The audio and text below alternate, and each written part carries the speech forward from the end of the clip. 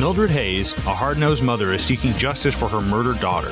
With no arrest after 7 months, Mildred puts up 3 billboards to goad Ebbing's police chief into action.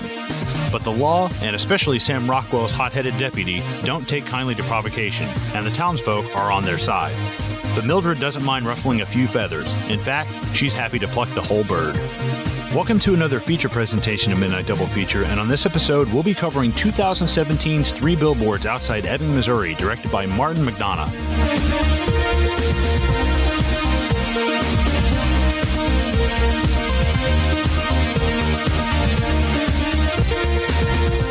Ladies and gentlemen, welcome back to another feature presentation episode of Midnight Double Feature. I'm here with my main man, Colin. Colin, how you doing?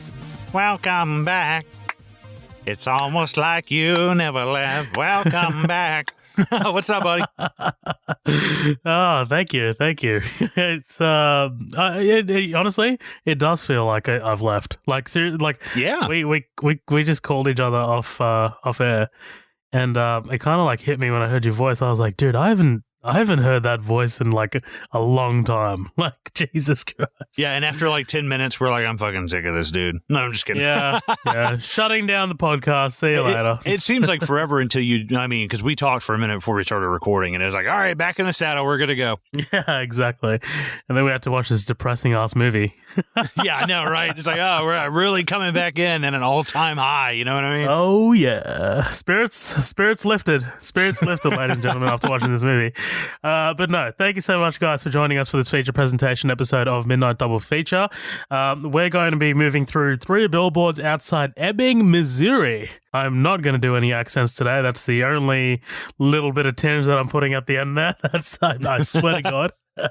There's not too many of them in this, surprisingly. Oh, you know what? I'm going to be talking about fucking Abby Cornish's weird Australian accent / American accent there at the start, even though she is Australian, but whatever. I got some nails to fucking, punch into her coffin. Yeah. The most unrealistic thing about this movie is the fact that she's fucking Woody Harrelson. I'm like, bullshit. When I saw that, I was like, no way. This woman's going to fuck Ryan Reynolds or like Ryan Gosling or somebody. I was like, there's no way she's fucking Woody Harrelson, dude. Like, come on. And the second most unrealistic thing about this movie is that Woody Harrelson has a nice cock. Like, come on. It's probably all mingled and frumpy and shit. Probably. But no, we're going to be moving through this movie. We're going to be talking about it, breaking it down, giving our thoughts on it. But in order to do that, we're going to have to spoil the movie. So if you haven't seen this film, then, come back and revisit it some other time. But that also means that we're going to be swearing. So, as you like to say, Colin, there is an E on this motherfucker for a reason. Mm-hmm. If you haven't realized already that we're going to be swearing. But no, if you're not already, please follow us on our socials. We're on Facebook. We have 2 pages. We have our main page called Midnight Double Feature. That's where we post all of our updates, including what new episodes are dropping, and we post posters on there and things like that. And then we also have our exclusive group called The After Party. Please feel free to join the after party. You don't have to pay any membership. There's none of that bullshit. It's just a great fucking community where people come together and talk films. There's actually a great question that one of our great after party members, Danny Falch, posted in regards to this movie. Well, somewhat related to this movie that we'll get to towards the end. But yeah, seriously, if you want your questions discussed, or if you want to discuss anything on Facebook, feel free to hit us up on the after party. We're also on Instagram, which is at Midnight Double Feature, and we're on Twitter, which is at MDF Pod. And you can listen to us anywhere, including YouTube, Spotify, and iTunes. And please remember to rate and review us on iTunes. That would be fantastic. Please give us however many stars you feel like we deserve. But please tell us why you're giving us those stars. Please tell us what we need to improve on. Please tell us what we're doing right. We obviously love compliments. And yeah. But look, without any further ado, Colin, what did you think of 3 billboards outside Ebbing, Missouri? All right. No, I'm just kidding. So I had heard, this is one of the few moments in my movie loving podcast having whatever, phase of my life, career, what have you, where there was a lot of hype around this, not enough to where it ruined it for me. Thank God. Nice. You start hearing so much hype about shit, and there's a few movies like that just totally get fucking ruined for me. But I feel we've covered a few where you've had that same reaction. I can't remember specifically which ones, but you've definitely mentioned that before. Dude, it absolutely happens all the time. And I'm not going to lie, a little bit of a spoiler alert, it happened for It Chapter 2. Go see it for yourself. So basically... by the way, just quickly, Colin, while you're talking about It Chapter 2, I did read out your thoughts on the last upcoming attractions episode. I hope that's okay. No, yeah, that's fine. I was actually listening to it on the way to work this morning, and I forgot to pick back up where I left off. I've been trying to finish this audiobook, Stephen King's Needful Things. It's fucking really cool, but I've got 4 hours left, and now you started a new job, by the way. Fucking congratulations. Thank you. Likewise, you started a new job too. Yeah, Congratulations. Yeah, exactly. So now I went from working in a warehouse to an office job, which is a big, for someone who doesn't have a college education, that's a big step up for me. But I can no longer listen to podcasts because I can't have my phone anywhere near my desk because I do a bunch of legal shit now, somewhat, but basically I can't finish the goddamn audiobooks. I listen to it on the way to work now. But no, yeah, thanks for reading out, because I was like, God damn it, they did It Chapter 2 and they didn't read my shit off. And I just didn't get to it yet. So yeah, the hype didn't ruin this for me. I knew, come on, man, Sam Rockwell and Frances McDormand. It's not bad. There's no way it's going to be bad. Frances McDormand is a powerhouse by herself. I don't think that. I'm glad that she won the Oscar for it, and she's what this and Fargo, I think, are the ones that she's won for. You know better than I. You're the Oscar god around here. Yeah, I believe it's those two. Yeah, right. But the powerhouse of them, and Woody Harrelson, he's kind of in and out. He's not even in. It doesn't even feel like 10 scenes. He really comes and goes kind of quickly. But he drives the plot so far, and he drives the kind of soil that our story is planted in, because he is literally in the plot of those billboards. Peter Dinklage out of fucking nowhere, not a guy who's, he's not, I don't know. I feel like he's bigger than and I don't mean this is not a pun. I feel like he's bigger than the role that he was in. He's kind of he's son of a bitch. Right. He's going to change your name to Dixon. Yeah.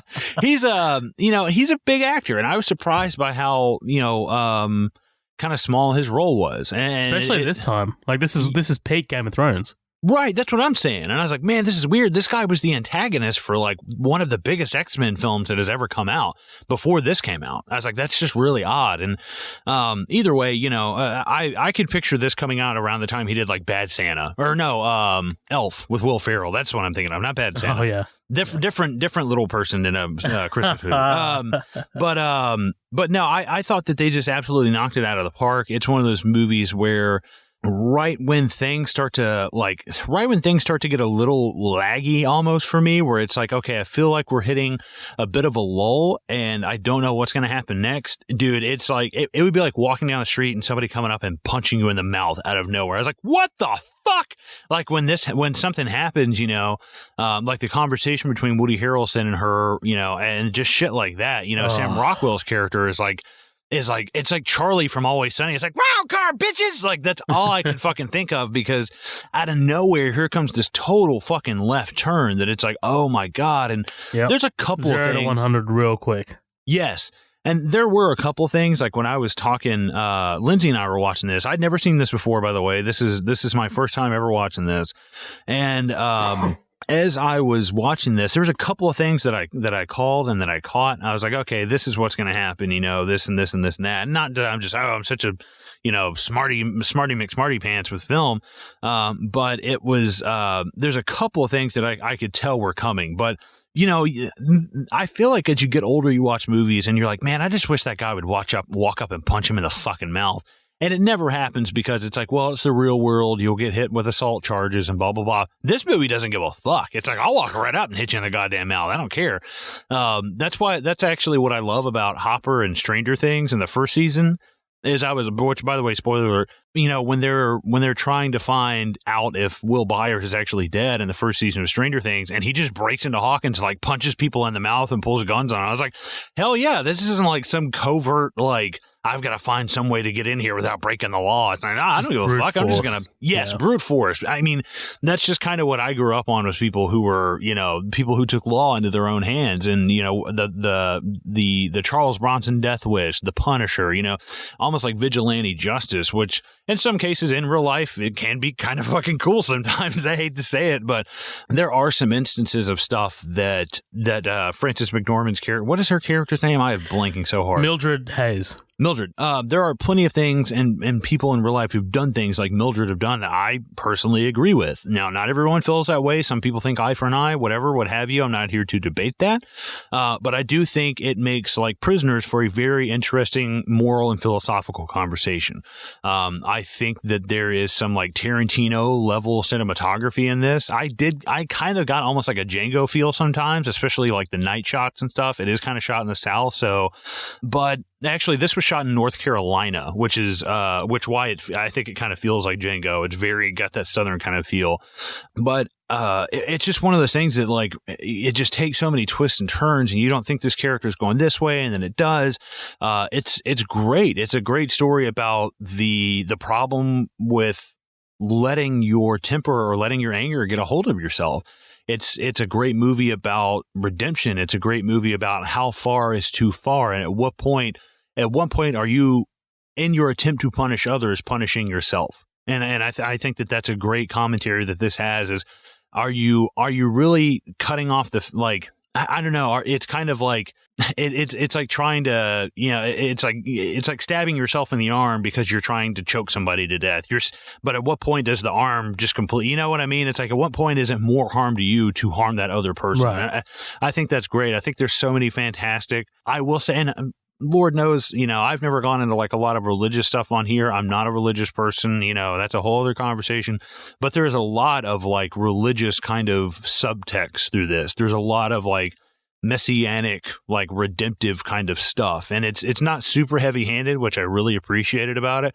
But there are stories of, a lot of this is like it's a story of revenge. It's a story of redemption, and it's a story of almost forgiveness. And that's what I think I liked about it the most, is the cherry on top of it of, do you think you could ever get past this? And it's so fresh, it's 7 months old that this thing has happened. The burn marks are still in the fucking grass, and you're like, oh my God. But, I think that this is great. I think a movie like this only comes around every so often. And I don't say that, I save that for only a few things. I think that its 90% score on Rotten Tomatoes is totally earned. And the hype was, I dare say it could have been hyped a little bit more, because this was just a fantastic movie. I would have no problem going out and buying this. And I think this is kind of like, it's not as hard of an attempt as Prisoners, but you can almost put it in the same kind of, this person does this, so this person reacts, and blah, blah, blah. And everybody is making these wrong decisions based off of fear and anger and, losing someone that they love. So I think they have a lot of things in common with that. But yeah, I just thought it was absolutely fantastic. And it's nice to come back to stuff like this after doing like fucking Child's Play. You know what I mean?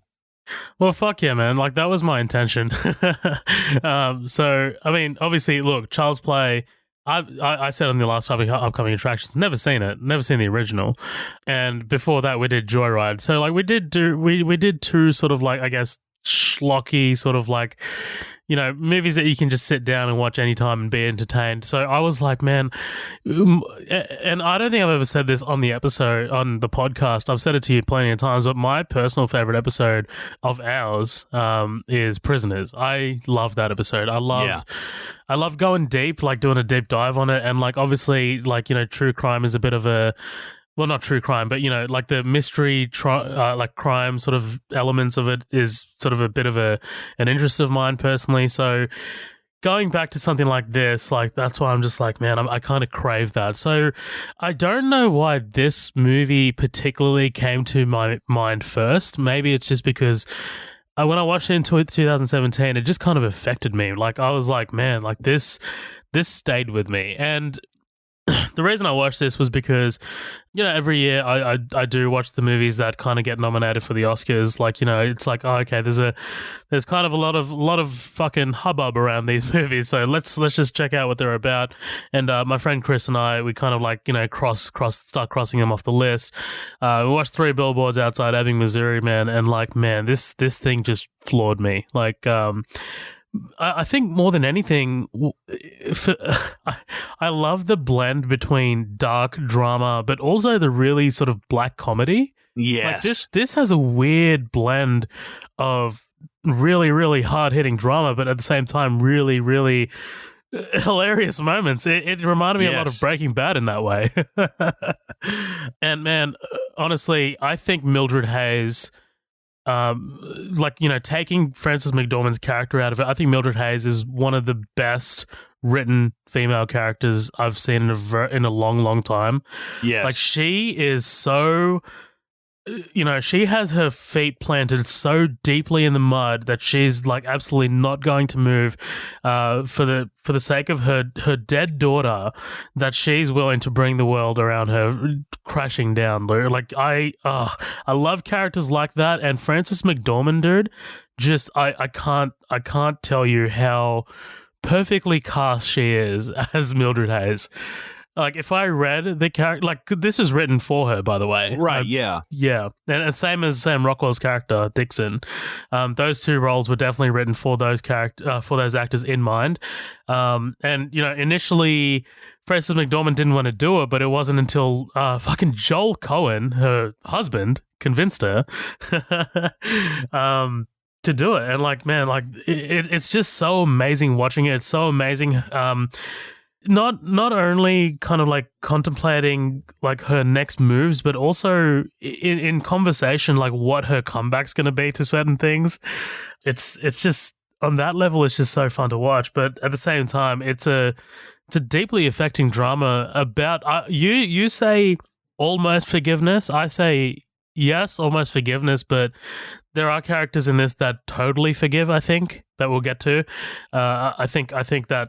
Mostly Red Welby is one of those characters. It's kind of like, you know what, I can see him being on the path of total forgiveness, I guess. Right, him in particular, yeah, I could see. Like, the supporting characters, yeah, like him, Woody Harrelson, like, I could kind of see that, but man, Mildred and fucking Dixon have a way, more so Mildred. She's got a fucking ways to go. Yeah, absolutely. And like, I don't think... Well, we can get into that, but like that's something that, I mean, that's going to be burned into you. Like, we need to talk about Sam Rockwell. Sam Rockwell, before this movie, was always an actor of mine that's popped up in movies that just, he always elevates the roles that he's in. So he's been in a bunch of shit before this, dude. Like, seriously, The Green Mile, Galaxy Quest, and Charlie's Angels he did in the span of a year.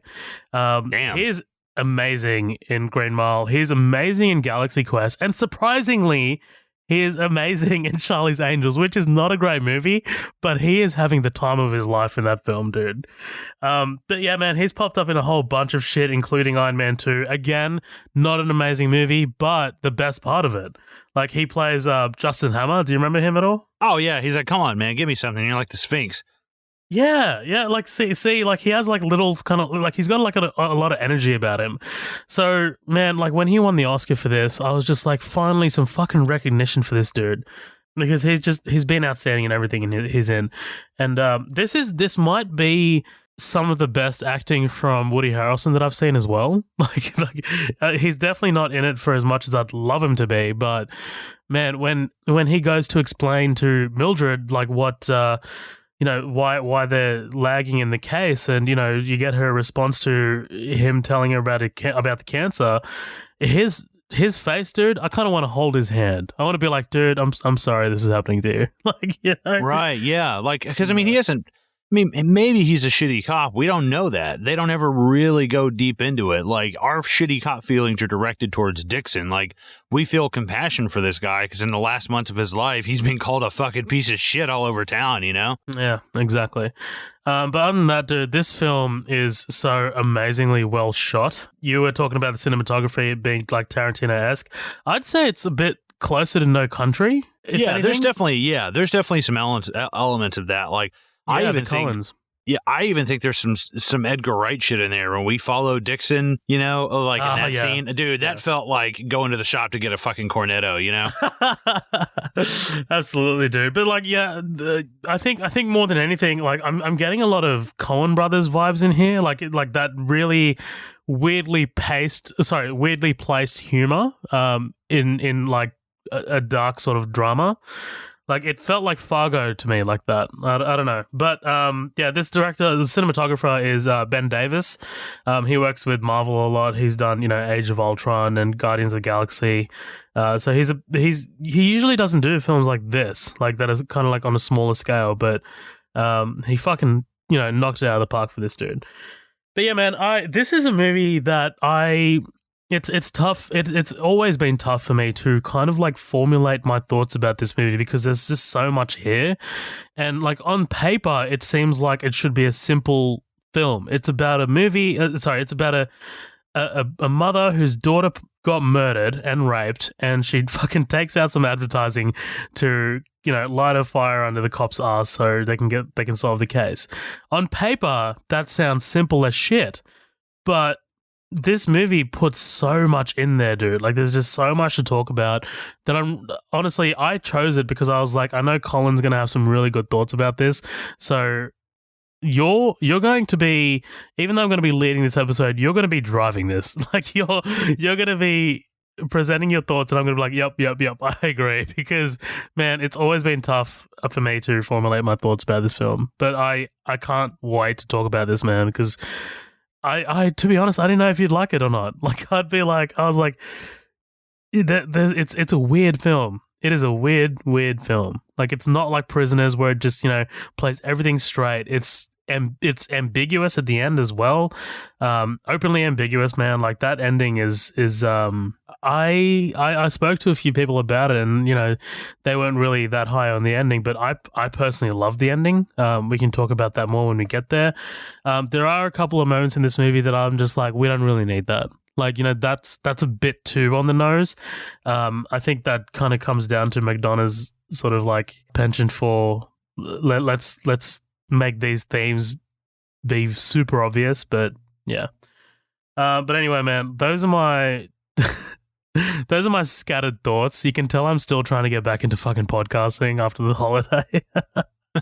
No, same here. But yeah, man. What do you say we get right into this bitch? Let's do it, man. Fuck yeah. All right, man. So we open on this, I guess, really weird sort of like fog shot and like this operatic music.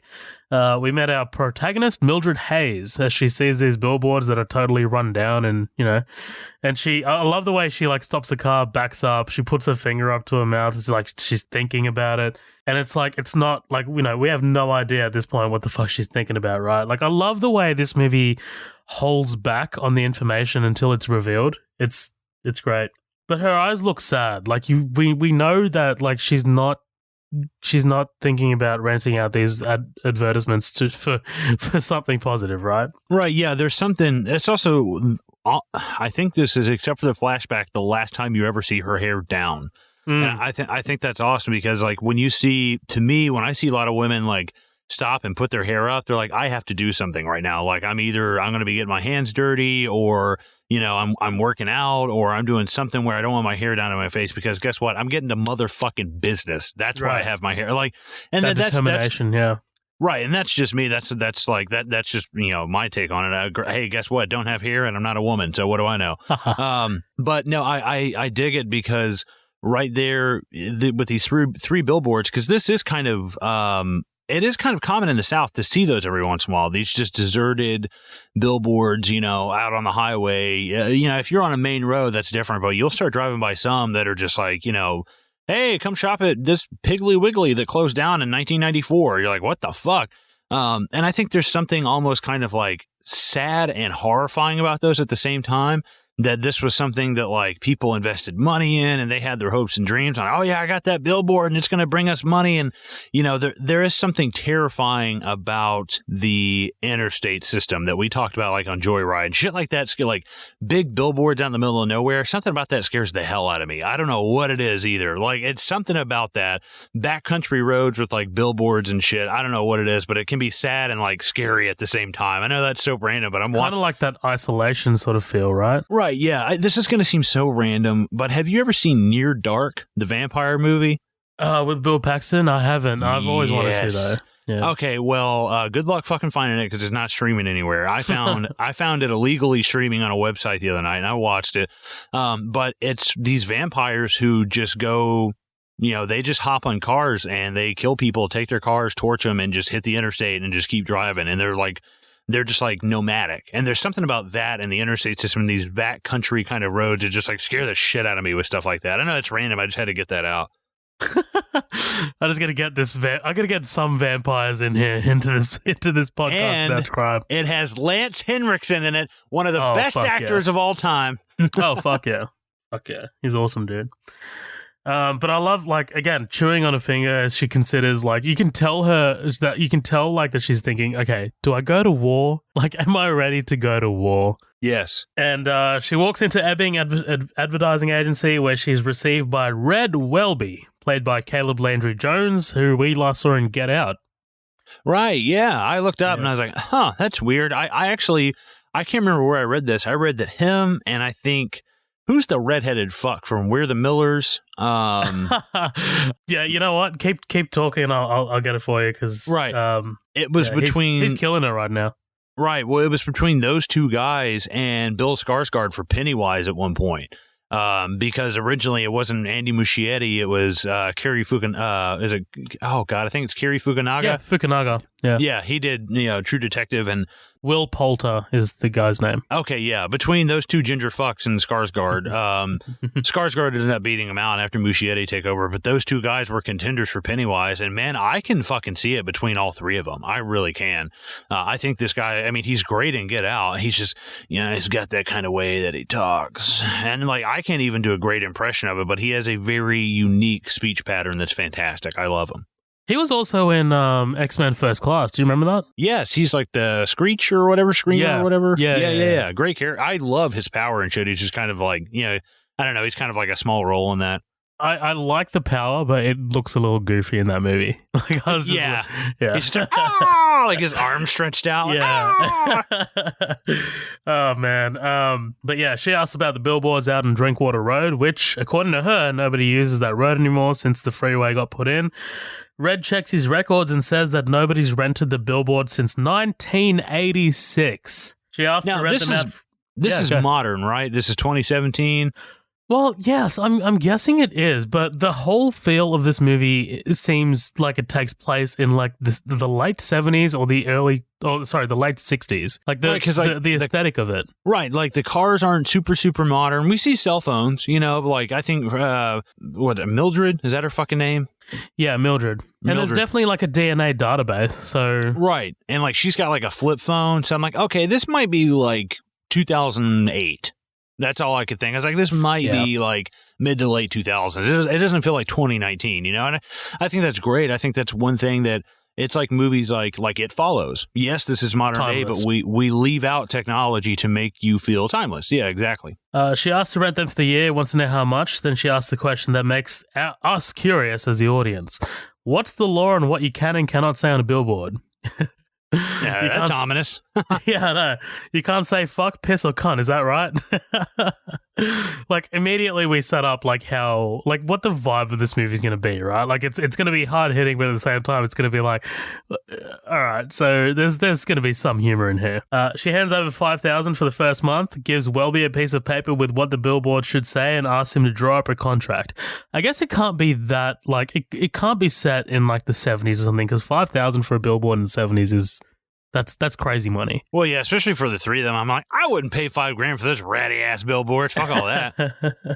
I do love, not to jump too far ahead, her flipping the beetle over. That's great. Oh yeah, no, we're already here. Let's talk about that. Yeah, what do you reckon the significance of that is? Like, do you reckon it's like she's caring, right? Like she's compassionate. I think it's the difference between I could crush this thing and put it out of its misery, and I could crush my vengeance for this, my justice that I want, and just be out of my misery of it, or I can flip this and make it right. I could make it right side up. I could correct the thing that is wrong. And I think that's, in a weird way, it made me think of Batman versus Superman when he's like, listen, the only way the world makes sense is if you force it to. And I was like, damn, that's a brutal fucking line.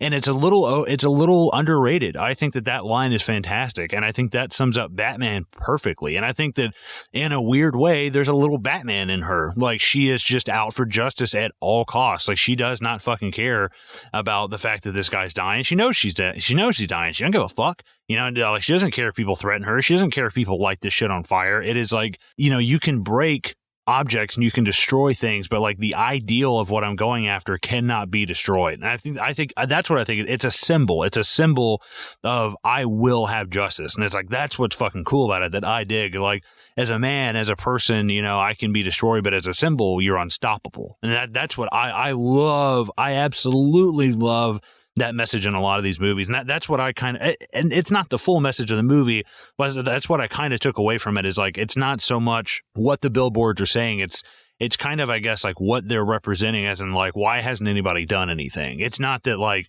I'm trying to be an asshole and I'm trying to get Chief Willoughby fired. I'm trying to raise awareness to the fact that nothing is being done about this. And if nothing's being done, I will do something about this. Yeah, that didn't really occur to me about the Beetle. Maybe I'm just now I just feel fucking stupid. Well, actually, you know what though? Like, and here's something about the movie that you brought up that I didn't bring up in my opening thoughts that I totally should have. This whole movie is kind of like a cautionary tale about vigilantism. Like, yes, you know what I mean? Like, of course, in Batman Begins and shit, like, we see Batman like kind of creating this moniker of Batman to be a symbol to strike fear in the hearts of his enemies and shit. But this is obviously a more realistic take on what happens if you take the law into your own hands, right?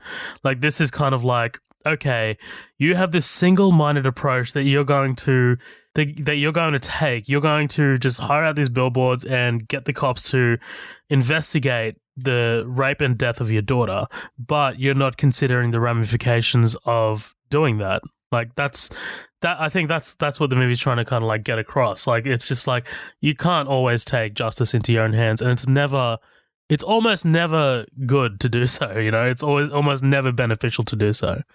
Well, what is he saying? You either die a hero, or you live long enough to see yourself right. Like take this thing too far. The cup runneth over. And that's what I love, is like, you don't know when to stop, and it's cool. I dig that about it. It's like, at what point are you crossing the line? And she does. She crosses the fucking line, and it's like, cool. Like, I mean, that sums it up, man. Well, that's another thing about I love about a character, like, and it's the entire movie in general. There's none of these characters are kind of black and white. Like, you know what I mean? She's obviously the protagonist, but she's also a bitch. Like, she's got her feet so far down in the mud that she's like refusing to move. She's an immovable object. Like, if she met an unstoppable force, she'd still be fucking immovable. Mm-hmm. Same goes for Dixon. Like, I mean, obviously his arc is something that I'll come to eventually, but again, not black and white. But yeah, let's move on. So yeah, again, helps the Beetle. She hands him the piece of paper. I love that, like, we don't see anything on the paper. She's just like, Welby just guesses that Mildred is Angela Hayes' mother. That's right, I'm Angela Hayes' mother.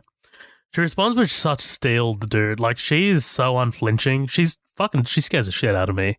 I feel like I could punch her as hard as I could, and she would come like, you see those people get punched in movies and they don't flinch from it. They just come right back up. I feel like she would come right back up. I'm like, oh fuck. Like, totally. she looks like she'd fucking headbutt a sailor. You know what I mean? Like, she'd fuck that dude up. Dude, even like the way she's got like her, like the sleeves rolled up past her elbows and shit. Like, it's just like, damn, she's here to get shit done. And I love that about this character that's like super proactive. It's awesome. Right, the jumpsuit, the bandana all the time. It's like, are you a farmer? Yeah, are you a mechanic? like, what are you doing, man? Gotta fix my car.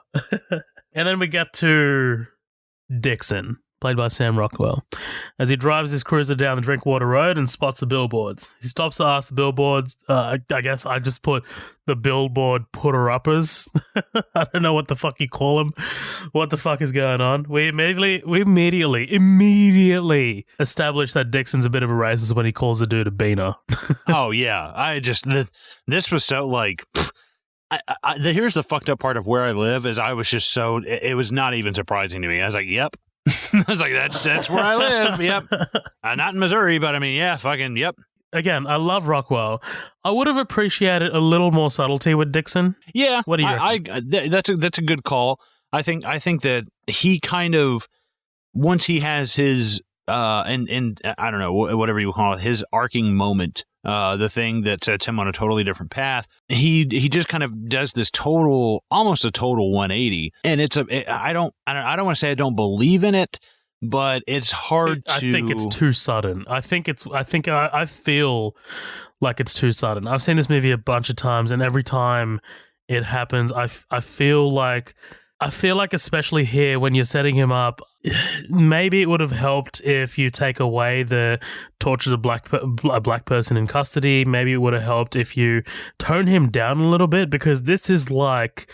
right now he's kind of like a little bit of at Adolf Hitler level, like, you know what I mean? Like, that's tough to come back from. Right. I think if they'd established something like maybe he was the town's quarterback 10 years ago and he blew his knee out and he became just an overweight piece of shit cop who drank beer all the time and was prone to being somewhat like racist, you know? Like that's one thing. I think if you, I don't know, I don't want to say, man, he shouldn't be racist, you know, blah, blah, blah. And I don't mean it for that way. I think that it should, I don't know. It doesn't really, I don't know. There's, if you really want to vilify someone in a movie these days, you make them racist or you make them say something like that. And hey, guess what? Probably factually accurate with some people on the police force if this town existed. Hate to say it, but I mean, I have been in the car with black people and gotten pulled over because it was a black person driving. It's ridiculous. And that's the way it is in the South sometimes. It's fucking true. And the thing is, though, I think it's the crew cut kind of, you know, the military kind of haircut. It's the beer belly. It's the, you know, even the way they dropped the fact, you know, he tortured a guy in custody, Billy. There was no evidence to prove that, blah, blah. It's like, that's kind of exposition-y. Well, I was like, man, this is just, I don't know, you know, and he's so brazen about, what is it? Is it Ebbing or it's Webby? Webby is the guy who owns the... Welby. Even when he confronts Welby about it, it's like, dude, there are people Webby. What is Webby for? Webby. What is that from? That's going to drive me crazy. But yeah, even the way he confronts, I mean, it's in broad daylight and he like charges across the street. It's like, dude, right. Who the fuck do you think you are? Like, yeah. It's not a huge takeaway for me, but he could have been toned down just like a notch, because when you tone that down a little bit more, I think it makes that a smoother transition into his redemption, I guess. Totally. Like it feels like it starts too high. And too aggressive, but honestly, it's fucking fun to watch. Like it's fun to watch him explode. So, and I also get, you know, you also get the vibe that, you don't know, it's not really a vibe. Like it's kind of explicitly sort of told. Dixon, he's a few tools shy of a full toolkit, right? Like he's not mentally all up there, from what I gather. So I don't know. Maybe he's kind of, I guess, prone to having these extreme reactions, or do you reckon there's like a sort of like a thing here where it's just like he's not really able to tell between right and wrong, and that's kind of like part of the arc? I don't know. I would have loved to have seen a scene with him where he's like, hey, I became a cop, you know, because I wanted to be one of the good guys, and when I grew up, I realized that being a good guy wasn't always just white or black, that there were gray areas, and it was easier for me to still pretend that there were white and black areas and not gray areas. And, you know, and I don't know, because he's like a step away from being like Doofy, the fucking, you know, like David Arquette from Scary Movie. Doofy. Yeah. Right, yeah. Like he's reading comic books and just, you know, he's got toys on his desk. Yeah, I'm like, dude, this guy is like a step away from riding on the back of the short bus. You know, and it's like it's just a little heavy-handed because you know, he does some great work towards the end. He does some real detective shit that I was like, dude, that's a smart motherfucker. And maybe it did take just getting your ass kicked and shit to be humbled like that. or maybe to have somebody show you forgiveness for you to be the one to do the forgiving. But maybe we just needed a scene of him coming to terms with that, and him maybe talking to his mom and saying, hey, I can't be this person anymore because, I can't survive doing that anymore. I would have been fine with that, Well, I think the true turn comes after he reads Willoughby's last words, right? Like we can get to that, but I think that's where it's like that's where he does the 180 because he grabs Angela Hayes' file in the fire, and that's when it starts happening. But yeah, I don't know. It's actually, you know what I think it is. I think it's the fact that we have two of his arcing moments back to back. We have him reading the letter, and then him in the hospital, and it's like a person telling them they have faith in the person he can be, and then a person showing them what you can do to become that person. I guess maybe if we just had those spread out a little farther apart, our memory kind of. It's a good point. You know what I mean? Yeah. We don't value them as much because they're right back to back. It's a good point. Yeah, for sure. But the dude points at the other billboards and Dixon herds further down the road. I love how he discovers this backward and we discover it backward. Like, it's not like, immediately, rape while dying and still no arrests. Like, how come Chief Willoughby? Like, we find out like the other way. It's awesome. But this guy recognizes Dixon and spits before Dixon threatens to write him up for destroying the environment.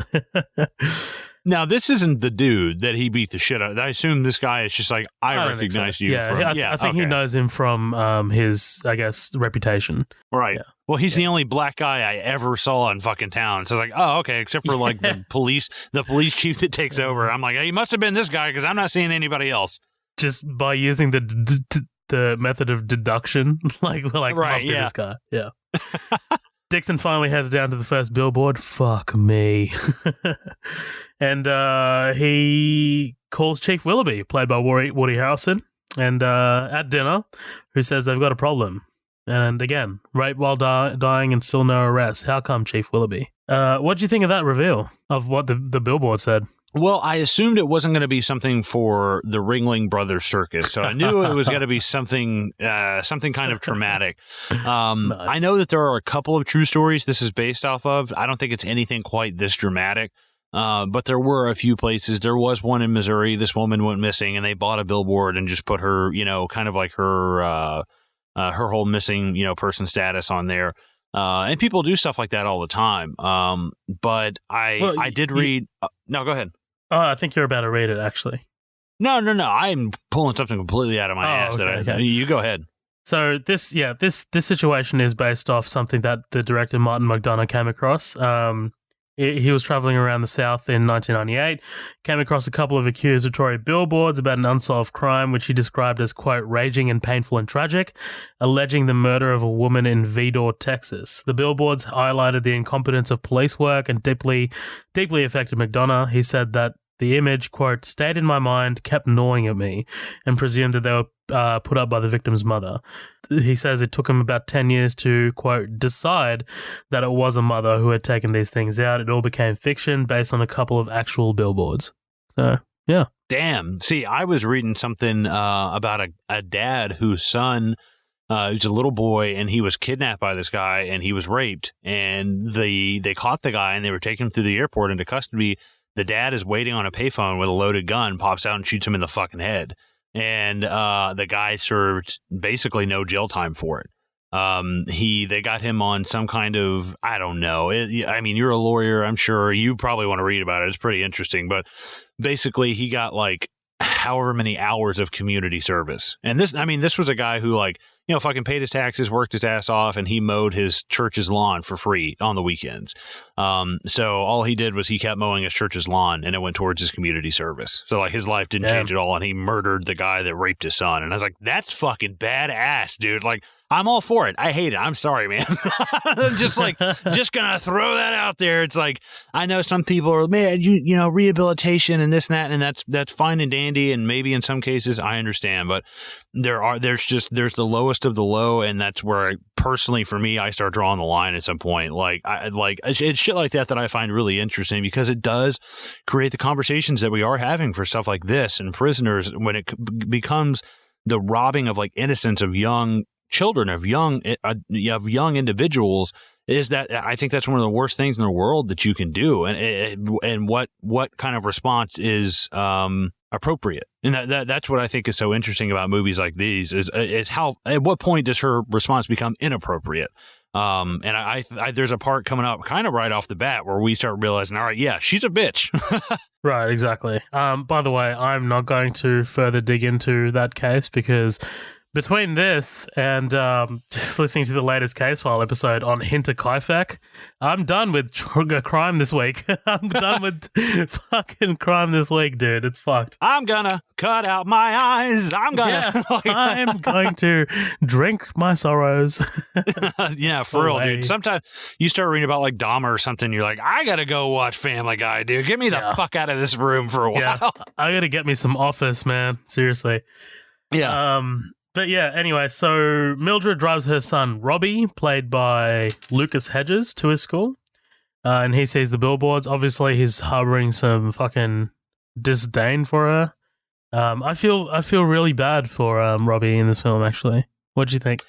Yeah, I mean, it's almost like, did you forget that I'm also here? That I am your kid? That, like, this is affecting me as well? It's like, yeah, man, like, you really feel shitty for him. Like, at first, dude, in the first parts of this movie, you are gung-ho and you are fucking with her. But then, as the time goes on, you see how it's affecting Willoughby, how it's affecting the people in the town, and you're like, well, fuck them. And then you see what it's doing at home, and you're like, man, this is fucked, man. Like, at what point do you... This crusade. Yeah. Right. At what point, I hate to say this, but at what point do you kind of cut your losses and say, hey, I have to move on. Like, I can't let this, it is a huge part of my life. It is not the entirety of my life. You know, that's the thing. That's where you become obsessed about it. Right. She's letting it like absolutely consume her. Like, granted, you know, it has been 7 months. Like, it's not like it's 7 years later.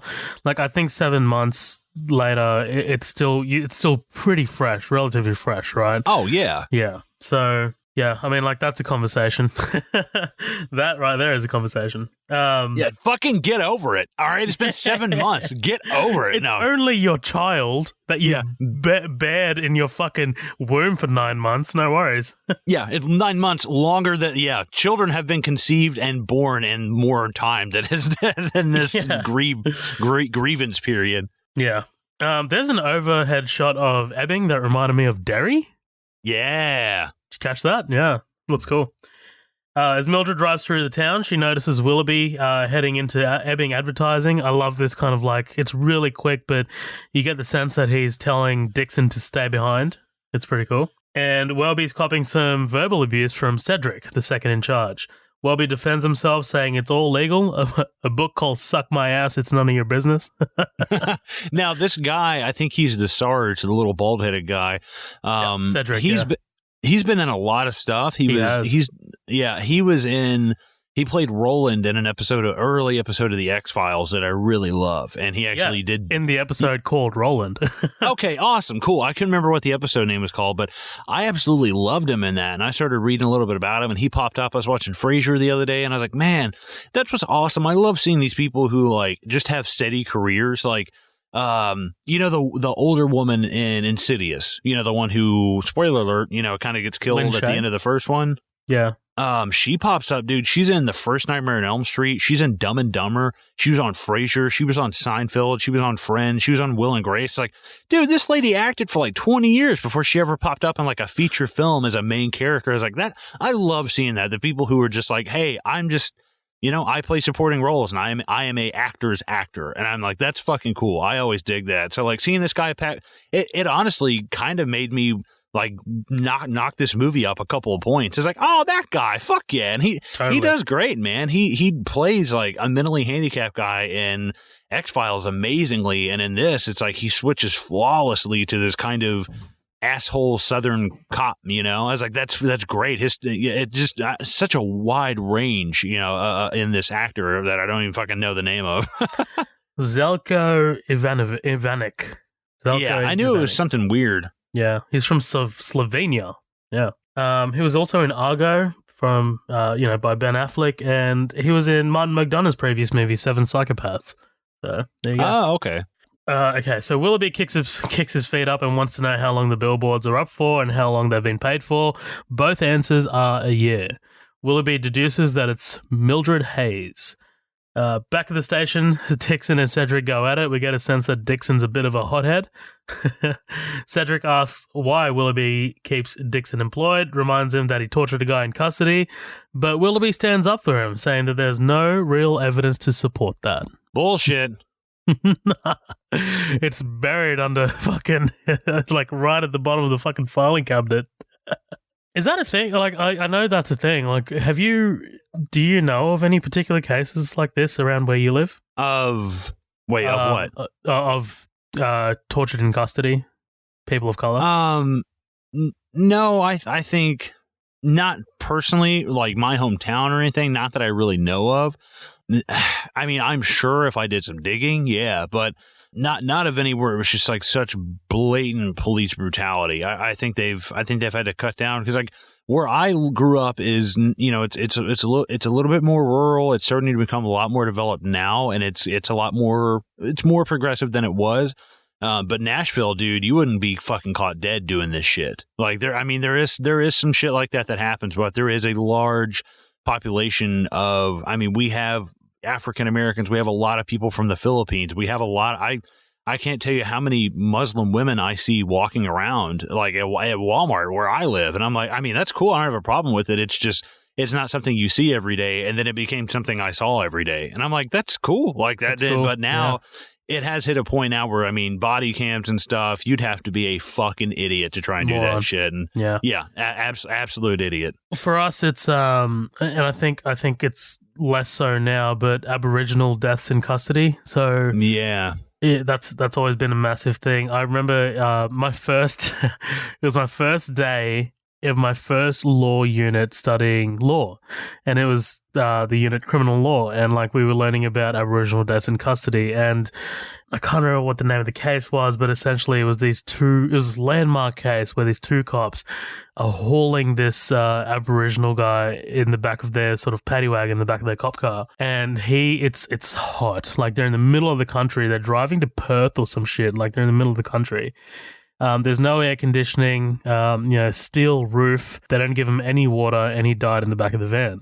Like that just started a whole fucking chain reaction that introduced a whole bunch of legislation. But yeah, essentially, I believe like that happens less so now, or I want to believe that happens less so now. But that was always a big issue here. Aboriginal deaths in custody. But anyway. Yeah. I want to cut out my eyes. I am done with true crime. Dixon orders Welby to take the billboards down, manhandles him and says, "You think I wouldn't take you out right here on Main Street? Damn." Yeah, fuck, man. And his response? "I thought you only took out black dudes, Dixon." Oh, shit. God damn, dude. Mildred goes live on the news, talks about her daughter Angela, and the local police department are too busy torturing black folk than focusing on the investigation. We got to look in at Willoughby, watching Mildred as she says, with 100% confidence that the buck stops with Willoughby. This is on him because he's the head of them. I love this element of the film. Like this kind of like I'm attributing this to Willoughby, even though he might not have been the lead detective while this was going down. Like this, he's the boss, so he's in charge of this. I love that because it's so like it's kind of like this mentality that we have right now in culture where, for example, it's kind of like a mob mentality, if anything, right? Well, yeah, basically, she's just saying like, this is, it has to stop. It has to stop somewhere. The responsibility has to be taken, and maybe he's not directly responsible for this, but it's kind of like the only thing worse than evil men is the indifference of good men, and he's not indifferent. She's really painting him to be. She's kind of offering him up as like a sacrificial lamb. She's like, "Listen, I know you didn't do anything wrong, and I know that."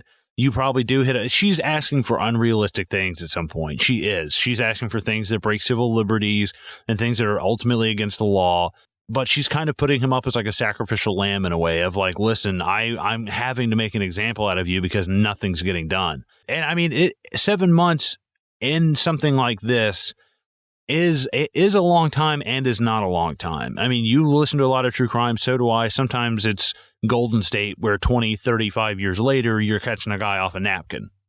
Sometimes it is just something like that. It is just a conversation that somebody overhears. It is just somebody being at the right place at the right time. But unfortunately, most of these crimes start with somebody being at the wrong place at the wrong time. And it's very hard. It's so easy to destroy something. It's very hard to create and build something up like that and have a structure. And that's what's so interesting about it is the fact that she craves that kind of, she wants justice, she wants the structure, she wants this thing that makes sense, but at the same time, she is destroying everything around her to get to it. She's selling stuff and alienating family. And I think especially this poor guy who, Woody Harrelson is a nice guy. His character is nice. He's a decent cop. And maybe he makes some bullshit,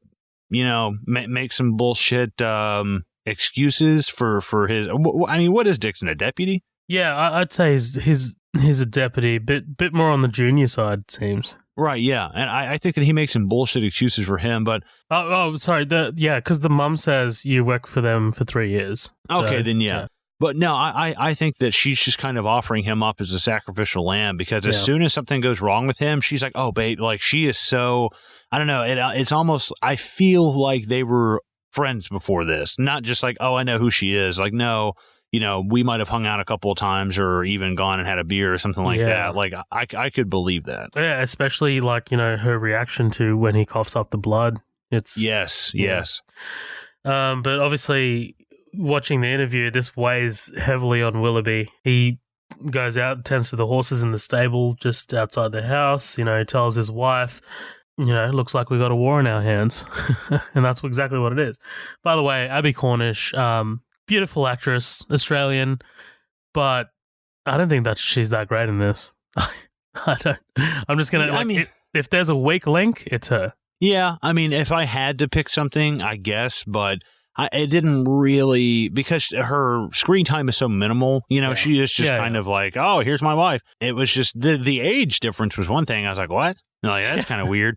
But I mean, apparently Woody Harrelson's got a beautiful cock, so who knows? But no, that I mean, and just seeing him answer the phone at the beginning, like, God damn it, you're in onto my fucking goddamn Easter Sunday. Sorry, kids. But it did kind of. I mean, I guess if I had to pick on something, but she's got limited screen time, and it's not something they don't pay a shit ton of attention to her character, so maybe that might be for the better. Yeah. Willoughby goes to visit Mildred, asks to talk. Notably, she doesn't let him in, right? Did you catch that? She decides to, have this conversation. Oh, hell yeah, outside. I do the same thing. For sure. He's reminding her why the police are no longer pursuing the case. The DNA doesn't match anyone in the database and there's no witnesses. She suggests pulling blood from every man in Ebbing over the age of 8, but rights laws prevent that. And what if he was just passing through, says Willoughby. Her resolution? Pull everyone's blood in the country. She says that if it were her, she'd start up a database and put every male baby that was born on it. As soon as he did something wrong, make 100% certain it was him and kill him. Damn. Right, yeah. And that's where you get into, like, I mean, some Hitler shit. You're profiling people. You're, like, putting their shit on a database. Like, now you're going guilty until proven innocent. That's where now she's starting to fuck up. Like, now you have unrealistic expectations from what you're talking about. It's like, dude, that's not going to happen, man. Like, and it's definitely not going to bring your daughter back. Yeah, absolutely. And you know what? This totally reminds me of, like, if you follow news pages on Facebook and like they post like videos of like, I guess, accused pedophiles or accused murderers or something, being hauled off to prison or like hauled off to court or some shit. And then you see the comment section and it's always like, hang him or castrate him, or it's like something totally extreme. Even though, this person has not been convicted, or you don't know what evidence there is, or you don't know why they're being questioned. That's what it kind of reminds me of. Like, it's kind of like this, the extreme answer is always the answer kind of mentality. Right, yeah. With certain people, hey, fuck it, do it. I'll pull the switch. I don't give a shit. But I mean, there is due process. This is not the Middle Ages. We're not going to kick your door in and fucking put you on a pole and run you out of town or hang you.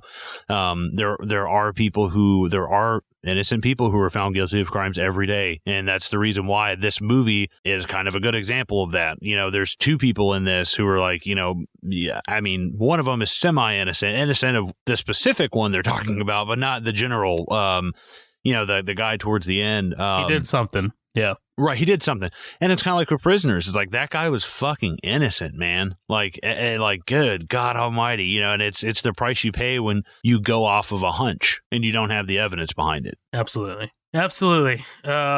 She refuses to take the boards down. Willoughby tells her that he's got cancer. She says she knows, and that most of the people in town do.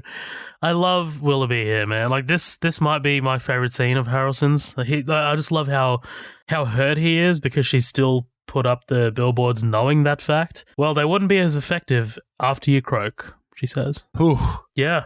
You can see the hurt and the regret in his eyes, the I'm sorry that it got to this point in his eyes. Like, because he's genuinely upset in this situation. Right, yeah, and I couldn't quite figure out. I'm like, you know, I think that part of it is the fact that he's like, listen, you know, this has gotten to like a ridiculous point, and I don't really know what to say to you anymore.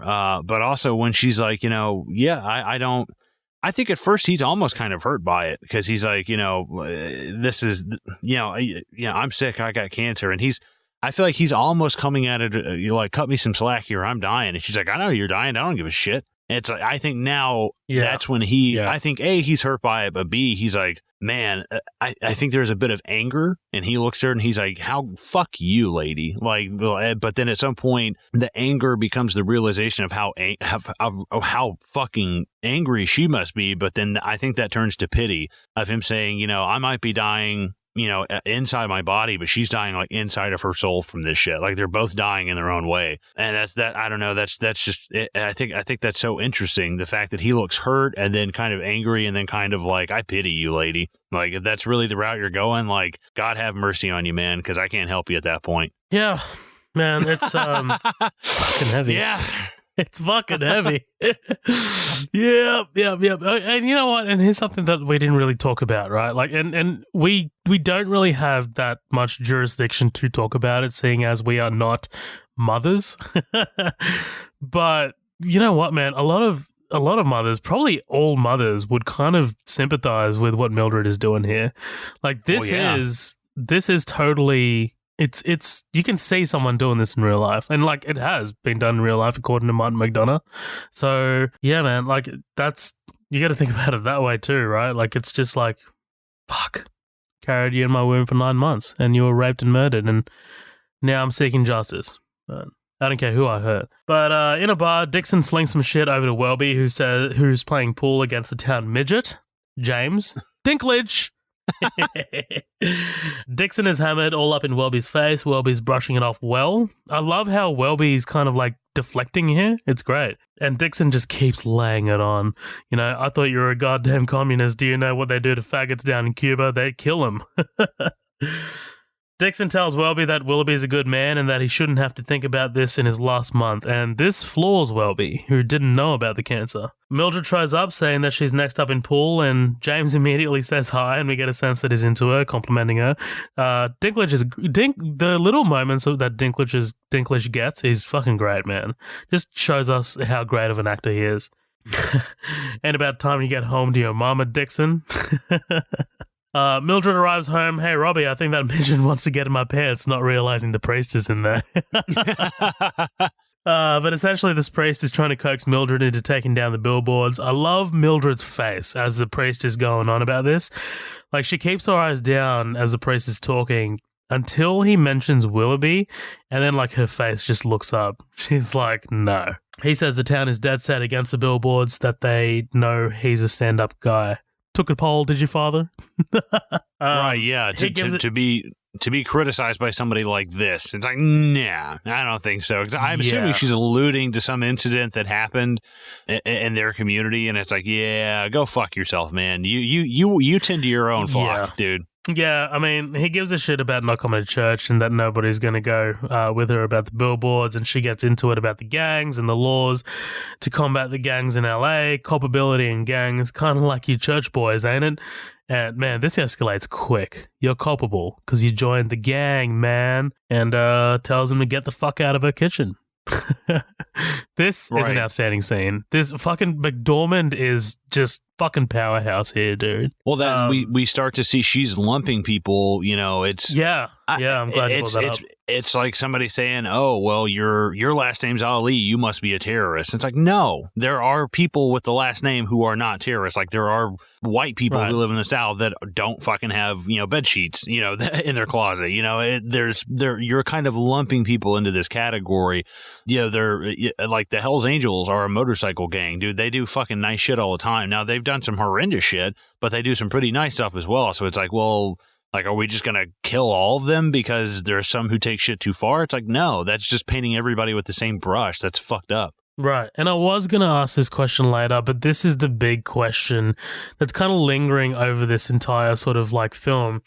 The way this movie closes out and the logic that she's applying here, is she going to kill that guy in Idaho? Because if she's lumping them all in one group, then... Like, at this point in the film, she probably is, right? Like, if she, like, from what she's saying, she's like, well, he's culpable. He did this, so. Right. I don't know, because with Sam Rockwell's character, I think that whereas he's shown forgiveness by somebody else, I think that he is the one to show forgiveness to her and be like, listen, we're not talking about forgiveness on a level of what happened to your daughter, but, like, I think the seeds are somewhat planted there. Yeah, I mean, like that's still something that I really haven't decided on, by the way. So if we get to the end of the podcast and I'm going to be like, I don't know, then don't be surprised because I don't know. Yeah, so Willoughby loses the doctor after he tells him he's back on him. He's got his back on him about the billboards. And Willoughby asked Dixon to give him the file on Angela Hayes, a lady with a funny fucking eye. Oh, yeah, a fat dentist and a lady with a funny fucking eye. They go back out to the billboards. Willoughby asks Dixon to lay off Welby or he'll kick his mama's teeth in. Dixon kneels over thinking as Dixon says... Sorry, Willoughby kneels over thinking as Dixon says there's nothing to look for. Mildred visits the dentist. No numbing, no Novocaine, and he's a bit of a dick. Just stands there, arms crossed, as the numbing agent goes to work. She pierces his fingernail with a drill. What do you think about this? Oh, dude, I was so fucking down for it because, I mean, he's like, it'll take a couple minutes, and then like 20 seconds later, he's trying to pull that tooth out, and I'm like, okay. Like, I mean, they had already said something about fat dentist anyways, but, well, I mean, it's like, man, that I don't know. It ends up being a thing because now we see where she's kind of been a bitch, and she's, treating this guy like shit who's dying of fucking cancer. And I understand what's happened, but you cannot hold him personally responsible, for this thing. Like, and then when we see the town trying to kind of physically harm her to get retribution, we're with her because she's in the right. They're trying to physically hurt her now. And it's like, all right, nope. Like we need, now that we've kind of shown that she's gone too far, we need to reel it back in, and we need to show the fact that we need something to get us back on her side, basically. And I think that scene does a great job of doing it. And I fucking loved it. Fuck this fat bastard. Yeah, it was fucking graphic too, right? It was well done. Willoughby and Dixon enter the gift shop. Willoughby asks her if she went to the dentist that day. I love that, like, she's trying to hide it. She's like, no, but really, like, her fucking mouth is numb. And fat dentist wants to press charges, so they're going to have to bring Mildred in. Mildred's at the police station interview room. Dixon's guarding the door. Of course, this is the conversation about the persons of color thing, right? Mildred asks Dixon how it's going in the N-word torturing business. Dixon corrects it. It's funny. It's kind of like, is Dixon kind of like, I don't know if he's smart enough to be justifying his actions if he did torture this guy. Like, right, yeah. If it's kind of like, it's not that bad because it's persons of color torturing in business. Right, yeah. It's almost like, is he making a joke or is he like, yeah, I did it and I'm going to be funny about it? It's like, which way is this going? But as soon as he says something, oh, it's the persons of color torturing business, he's like, and I didn't torture anybody. So I think that it's, I don't know, much like the ending, I think it's left a little ambiguous so you can kind of, I'm pretty sure he did, but yeah, I mean, you never know. More than likely he did, Yeah. But I mean, Willoughby protects Dixon again. He says, don't give me that look. If you got rid of every cop with the vaguely racist leanings, then you'd have 3 cops left and all of them are going to hate fags. So what are you going to do, you know? Right, yeah, exactly. I mean, they are in fucking Missouri. What are you going to do? Mildred denies that she drilled a hole, but Willoughby doesn't care about the dentist. Nobody cares about dentists. You think I care about dentists? I don't care about dentists. I love the way he enunciates it. What he cares about or he is interested in is trying to help her in court, tying her up in court so long that her hours at the gift shop are so shot to shit that she ain't got penny to pay for another month's billboards.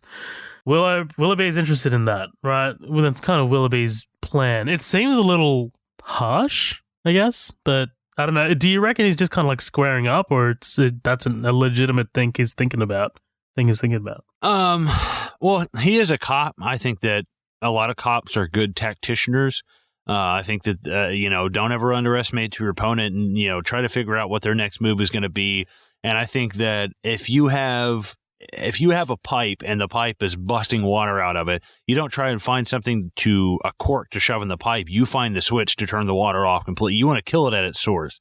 So if he's like, if I can kill, if good analogy. Right. Or thank you. If you want to kill a plant, you don't just sit there and rip the plant out by the roots. You can shut off block it out of the sun. It's effectively the same thing. And you know that thing won't be able to grow back. And that's basically what I think he's doing is he's like, I will put you in a spot where you can't afford this anymore. Cause I think it's also from Willoughby's standpoint, which, we don't know his 100% true feelings on it yet. But I think that he's kind of hit a point where I don't know, maybe still initially he hasn't, because when he leaves that note, he's like, I thought they were a great idea, blah, blah, blah. But I think at first he's like, this is what my wife and kids are seeing in the last months that I'm alive. Right. That's why I said right. Or when he has that conversation with her, you can see the anger and he's like, this is what my family gets to put up with right before I die. And I think after a while, he kind of can start to see things from his perspective as like, whereas she lost the kid or the daughter and she's dealing with that. He's the one being lost and he's having to watch his family deal with that. And it's like, damn, that is so interesting to see someone who lost somebody have to play and see the emotions and see the other side of things from someone who is going to be the one lost. And it's like, damn, that is so fucking interesting to me, man. The contrast between that of like literally the puzzle pieces of different puzzles connecting together. I was like, that's fucking nuts. Different circumstances. It's a different picture, but it's a similar puzzle piece. Right. Like through her actions, she's created another victim. Yeah. She tells Willoughby about her ex-husband's tractor trailer to pay for that month's billboards. I got a little... What'd she say? She's like, I got some dough put away. Found out about her ex-husband Charlie, still with a pretty little intern who works down at the zoo.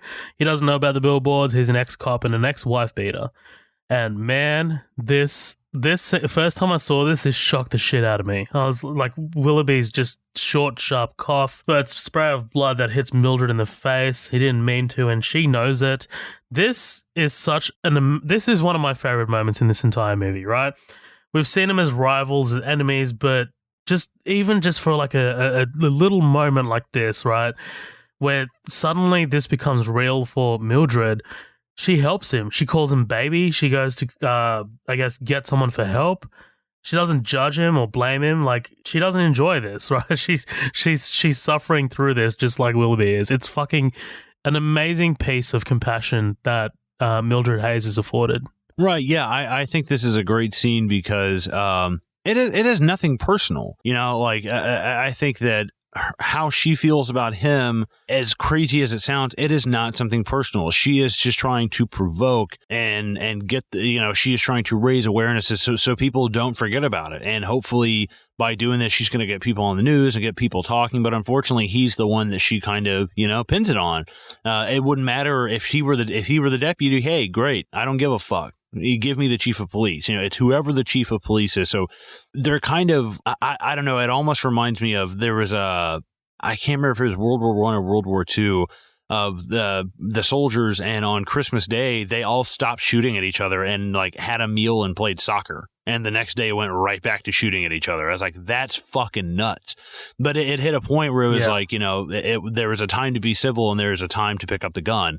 And at that point, I think that when that happens, she's like, oh my God, I know you didn't mean to do that. I think that the maternal instinct kind of kicks in. This is a woman who is grieving for the loss of a child. And I think that maternal instinct just snapped like right back into place. And she's like, oh baby, I know you didn't mean that, like blah, blah, blah. And it's great. It's such a good scene because we need it. She's been such a bitch the whole time. Like we need that scene to show that she does have that kind of soft side. We need to show that she's still human. Right. We don't really see her break down. We don't really see her, question what she's doing. She's so strong and steadfast that, we need a moment to show the vulnerability of it. Yeah, absolutely, man. Like it was just top such that an shit, motherfucker. No, I'm just kidding. I can't. There's no way. I don't even try anymore. I'm just like, okay, we all know who the better podcaster is. All right. Oh, you fuck you. Yourself. Willoughby's gurneyed into an ambulance, and Willoughby tells Dixon to let her go, right? Like he's already kind of showing him the right way. And after they take Willoughby away, Jeffrey, the fat dentist, and the lady with the funny eye come to Mildred and tell her to take the billboards down. That didn't happen. Maybe that's a deleted scene. The notice that I'm reading off. I was like, wait, when the fuck? I didn't see that shit. Yeah, I think that's a deleted scene. I'm reading off a kind of like a breakdown, and I think that's deleted. You should have just ran with it and said it was an Australian cut and be like, it's just, it's just the stuff you guys didn't get, But we kind of cut over to Robbie and Mildred driving down Drinkwater Road again. He didn't read the police reports because he was depressed enough as fucking was. This is causing him some strife. Like he wants to, he doesn't want to forget, but he also doesn't want to be reminded every day. Like this, I get this. I get what Robbie's feeling. It's rough. And then we get this flashback. This is the one scene in the entire movie that I feel like can be cut out entirely. I think if they don't show her, nose. Yeah. Yeah. And if they don't show her, it's a little bit more powerful, Yeah, I feel like, but also like, the convenient, I hope I get raped. I hope you get raped too.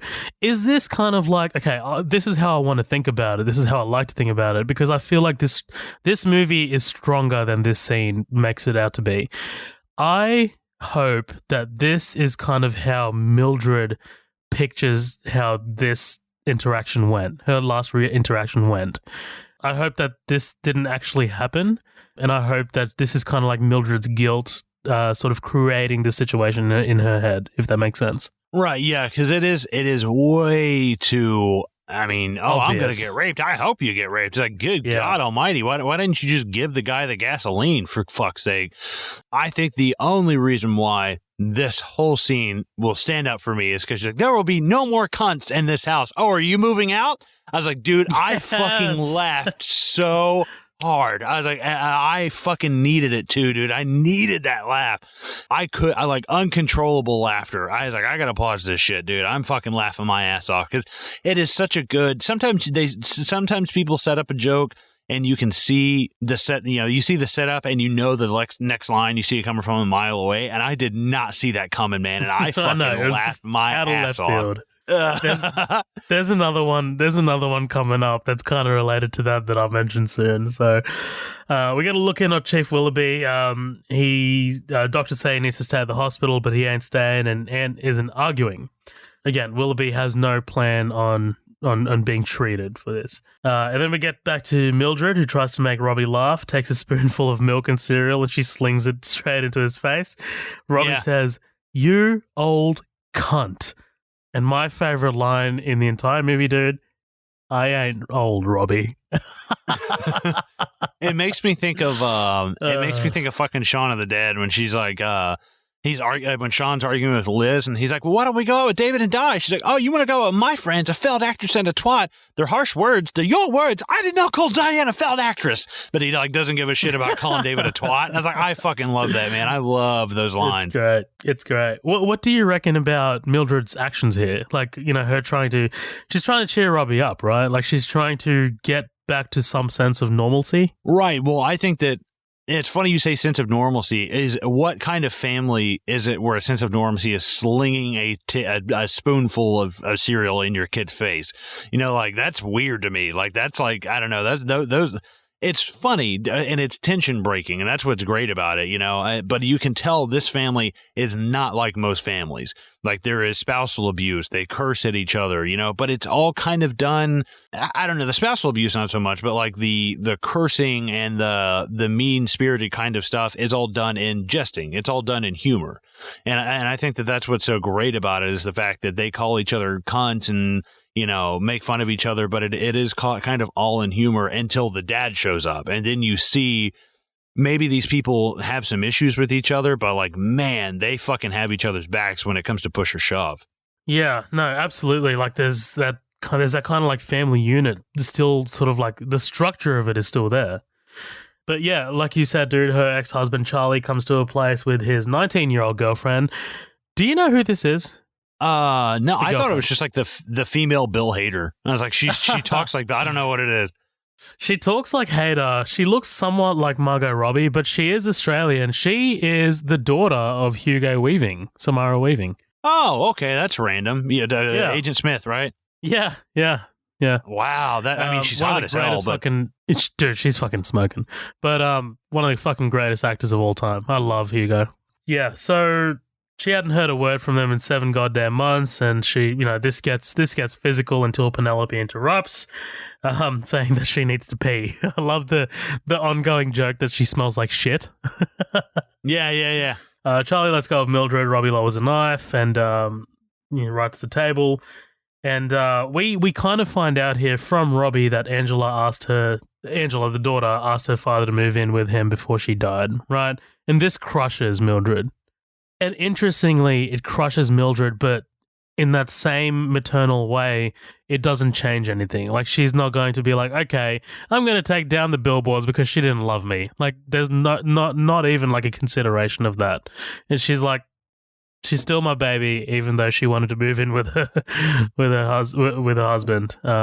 father, rather. Sorry, but well, and you know what Samara Weaving is in? She's in that new movie that just came out, Ready or Not. Yeah. I thought that's... Oh, okay. It's not out here yet, but yeah, we talked about it on upcoming attractions, actually. Yeah, I haven't seen it yet. Apparently, it's supposed to be actually pretty good, but I was like, all right, that's going to suck. That's what I said on the episode too, dude. I'm like, I don't know about this, Matt. I don't know about this. But we get to Dixon. Dixon's mum says he needs to fuck over Mildred's friends, and Dixon considers this. Mildred finds the shop closed, handwritten note on it says, "I got arrested, Denise," with a sad face. Mildred comes down to the police station. Hey, fuckhead! Dixon arrested her friend Denise for possession of 2 marijuana cigarettes. Oh, it's absolutely fantastic when she comes in and she's like, "Hey, fuckhead!" And the sergeant, and fucking Dixon's like, "Yeah?" And she's like, "Dixon, you do not address her when she calls you fuckhead." Oh, it's so good, dude. And then we cut over to Willoughby and Anne having a day for themselves, right? Like, this is kind of like setting up his impending suicide, or... Yeah, but I love Willoughby speaking to his 2 kids, about the fishing rods, and then they go over and fuck in the forest. Oh yeah, I know. Like, I was like, I hope they don't cut to them fucking, because we all know they're going out there and fucking. Yeah, I need some subtlety, guys. Come on. Yeah. Mildred is fixing the flowers in pots and the billboards, and out of nowhere a fawn appears. She opens up to the fawn, right? This is great, this monologue. How come you came up here out of nowhere looking so pretty? You ain't trying to make me believe in reincarnation or something, are ya? Well, you're pretty, but you ain't her. She got killed, and now she'll be dead forever. I do thank you for coming up, though. If I had some food, I'd give it to you. But I've only got some Doritos, and I'd be scared they'd kill you. They're kind of pointy. Then where would you be? And the fawn leaves, and she just breaks down. I don't... Let me ask you this. I have a loaded gun to your head. Let's say I've got a Kimbo gun, so I've got another one to your balls. Escalated quickly? Exactly. So I'm going to pull the trigger on one of these. I'm not going to tell you which one. If you can tell me what this does to make the movie better. I appreciate kind of like an internal monologue. I appreciate, in absence of narration, like I like that, McDonough didn't have narration or anything to tell us what to kind of like humanize her a little bit more, I guess. All right, I'm lowering the hammer on the gun to your balls. You don't like this? You don't like it? No, I'm lowering the hammer. That means I've clicked the hammer back, and the hammer is now being lowered back into its spot. No, I think that's valid. We need a little bit more of her kind of like breaking down. And what I wish they had done, you don't like the right. You don't really like the flashback, dreamish, sweet, whatever we want to call that. I don't really dig this scene. I wish they had combined them to where maybe it's a dream, and I would love to see her sit down in that room, get up, and it's just like it's the same shot, and it's like nothing ever happened, and she's like, "You have a good day, sweetie," and then she wakes up and she's on the couch and she's still dead, and it's like, damn, that to me would show how she feels about it and the vulnerability, but also at the same time showing like kind of like the guilt, because I think that's what that scene tries to get across to us is the guilt. It's heavy-handed, and I think this scene does a decent job of humanizing her, but it's just random, just this random deer out of nowhere. And I was like, I don't know. It just seemed kind of like off to me. I don't know what it was.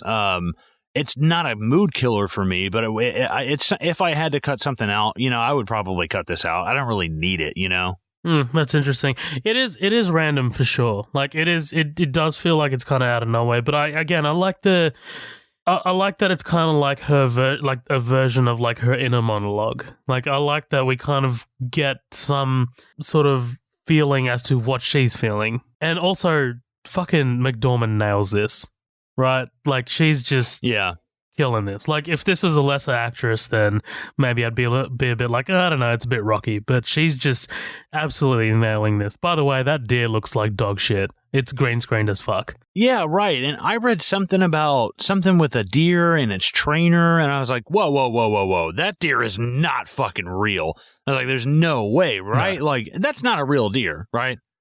So it's a real deer, but it's filmed in like a part, like an observatory. It's not there with her. Oh, it's spliced kind of like cut out and green screened in. Yeah, it's superimposed. Okay. I was like, no. Hold on. Mildred goes to Welby's office. Red is saying that the money she gave was the deposit, so she's actually a month behind in the payment, right? This is Red kind of changing his mind, or rather someone's getting to Red, and they're interrupted by Pamela, who gives Red a mysterious envelope full of banknotes. The note says the money is to go towards the fund for Mildred Hayes' billboard, signed a friend. Now, let me ask you something. Do you think anybody's actually getting to him, or do you think it's just the conversation he's had with Dixon and he's like, oh, I didn't know that he had cancer. It's bothering me now, because if he's willing to forgive Dixon for beating the fuck out of throwing out of a window, imagine how bad he feels knowing that, oh God, the chief has cancer. Yeah, Willoughby, thank you. Imagine how bad he feels now knowing that guy has cancer and he's taking money to, basically slander him. Yeah, you know what? I actually hadn't considered that, seeing as like the last time we'd seen Welby was he'd just learnt that fact. So yeah, it's probably more likely that his conscience is speaking to him and being like, hey, it's kind of wrong to be doing this to Chief Willoughby right now. So yeah, maybe someone didn't get to him. I think you're right there for sure. So yeah, I guess I'm gonna need a receipt for those days, like now. And he's like, oh yeah, and starts going for the receipt. That's great, man. I think, man, Caleb Landry Jones fucking kills this. Like he's the. I love how he's like stumbling over his words and he's like not too sure what to do. He's kind of caught in the middle of this, but I think he nails this, man. Like this is great. But Willoughby tucks the kids into bed. It's the end of the fun day. Anne is drunk, and they flirt together. She makes dick jokes, saying that he's got the best cock, or beautiful cock rather. Willoughby says he needs to clean the horse shit. And as Willoughby shovels his shit, thinks of the day. Last word was Oscar Wilde. And then picks up a black hood on the outside of which he's pinned a note that reads, "Don't open the bag, call the boys," and shoots himself. God damn, that was a left turn, man. That is not what there's subtle signs. Right. You know that he's not going to sit there and let himself sit at the hospital and whittle away, and it's some hope. some even slight hope. And I think that this is another great contrast between he and oh my God, I'm drawing a blank. I keep wanting to say Ingrid. Like, her name's not fucking Ingrid. Mildred. I think right, and I think that's a great contrast between them, where she is holding off on, way out in left field on some slight hope that somebody might actually, be able to help her, and that ship has sailed for him. Like, he's probably got several months left of like semi-decent health. He's not wasting away. He's not, but I think that he is cutting it off before there's even any signs of it. Yeah, bro, for sure. It's getting like bad, but like, I think even if you were to enter some kind of like treatments, like there's still 3 or 4 months of decent health before you're like bedridden and fucking going blind and shit and all that horrible stuff. It's like, but he is like, no, the first sign that this is fruitless, I'm done. I am done. And it's like, damn, that is fucking, like he said, you could sit there and know it's the bravery of the next few months of still being with you and still waking up with you, of playing with the kids, against the next few months of seeing in your eyes, see me whittle away and stuff like that, and that's what I think is so great about it is just him saying, like, I'm not going to sit there and let you, or you know what I mean? I'm not going to sit there and let you watch me whittle away like that. And he's like, I'm just not doing it. And it's like, damn, that's fucking brutal. It's a hard decision to make, to be honest. Like, if you're Willoughby. So I got a question for you, right? So does Mildred putting up the billboards, does that accelerate or rather influence his decision? That's a really good question. I didn't even really think about that. Like, if we want to tie like Mildred's connections, like Mildred's actions of putting up the billboards and Willoughby's death or suicide, if we want to tie those two things together and correlate them, like, are they connected? Did Mildred somehow cause the death of Willoughby? Or did she inadvertently inspire it? Yeah. As the movie's trying to make you believe, because that's what Dixon believes, right? Right. And I think that maybe she did, but in a positive way. I know that's weird, but bear with me. The only thing I can think is that he realizes, hey, like, I'm dying, and I see the state that this woman is left in when, somebody that close to her has died. And I don't want to sit there and watch that happen to me. I don't want to sit there and watch that happen to my kids and my wife. And I would rather, their final memory of me not be, because I think, Mildred, she's just thinking about that charred corpse of her daughter. That's her last image. And he's like, now, versus she didn't get to choose the fate that she lives with for the rest of her life, thinking about her daughter. I will choose the fate of how people remember me, because I've seen the alternative and it fucking sucks. He's like, and I'm not doing that shit. And I'm like, I think that's what I think is great about it. It's just him saying, no, I'm going out on my own terms. And there's plenty of arguments for euthanasia and people who are, they're losing their minds and they have dementia and Alzheimer's and Parkinson's. And, I think that I personally think that should be an option for people. It's your body, it's your life, and I don't think that anybody should tell you that you should have to sit there and endure those final months of pain because they don't think you should do that. It's like, fuck you, man, I'm the one dying. So it's like, ultimately, I think that's totally your decision. I mean, I don't want to see some healthy 19-year-old, who's, girlfriend dumped and go jump off a bridge. That's fucking way different. But I think in cases like that, I think that, like he said, it's not in the bravery of looking down a bullet. It's in the bravery of not letting you see me like that. But no, to answer your question, no, I don't think she inspires him in a negative way. I think it inspires him in a positive way to be like, life's too short. I can't spend my whole life getting pissed off because somebody put my name on a billboard. He's like, I have a family. She doesn't. I need to go and spend time with them and let them, let us have this last moment together, That's a good way of putting it. I'd never, oh man, there's a couple of things I'm not fucking considering in this episode, am I? But yeah, I hadn't considered that. But initially, like when I watched the movie, I was like, oh, okay, so I had the view that Dixon has initially. Like, I had the view that Mildred's, renting out of the billboards pretty much prematurely caused Willoughby's death. Like, that totally inspired it. But like now I'm just like, I don't think I did. I don't think it did. you know, Willoughby says in his suicide note that I'm just taking on face value, right? Like, I have to believe that, like, what he's writing in his suicide note is the truth because, I mean, he knows he's about to die. So he says that they're a great idea and, like, you know, he totally apologizes. And I don't think the guilt of, like, not catching Angela Hayes' killer is getting to him. I think, honestly, it's what you said. I think it's more like I don't want to suffer through this. I don't want my family to suffer through this. I think that Willoughby kills himself had this Billboard stuff not gone down in the first place anyway.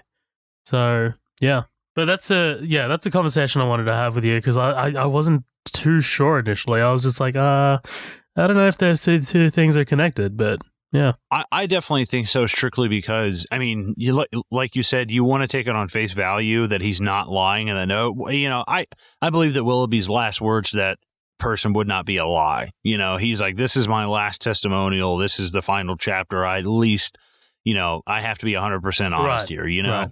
Yeah, I mean, like, and that's why I'm choosing to fucking put so much value in those words, right? Because there's no way he's lying in his last words, in his last moments. But anyway, man, what do you reckon about taking a break right here? Let's do it. Fuck yeah. Guys, thank you so much for hanging around. We will be right back with more 3 Billboards outside Ebbing, Missouri.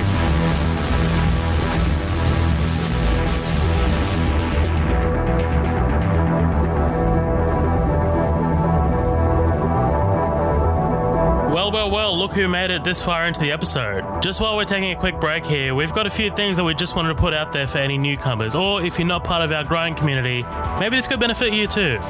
Firstly, we just want to let the newbies know about our episodes and the way Midnight Double Feature currently is structured. As you know, right now you're listening to one of our feature presentations. When we started the podcast, we basically built the show around our feature presentations. These are movies that we choose to cover and basically go through everything in the movie that's worth talking about sequentially. These episodes are generally longer, and we're definitely looking at ways to spice up our feature presentations by hopefully getting guests on. We also have our upcoming attractions episode. Typically, these come out during the week and are much more shorter than our feature presentations. These are hosted by Matt Vella and basically consist of a conversation between Matt and I about any movie news that's worth talking about, quick reviews of movies that are out of the cinema, and other hijinks. Finally, we have our special features. These are usually one-off special episodes that are mostly experimental and don't really have any specific definition. They could be a sit-down with a cast or crew member, a conversation between the hosts, or just a straight-up different thing that might not even relate to film. Before I let you get back to the episode, I just wanted to thank our listeners and supporters. We definitely couldn't have done any of this without your guys' constant support. If, for some reason, you're not a part of our growing community, head to our socials.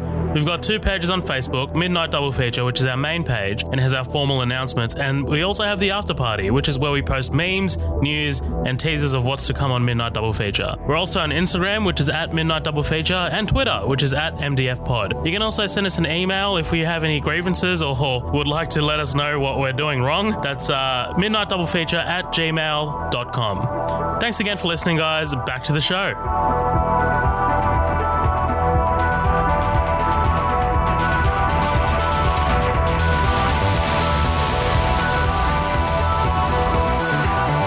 Hey guys, welcome back to our episode of 3 Billboards outside Ebbing, Missouri. We are back from our break, freshly squeezed, as we like to say.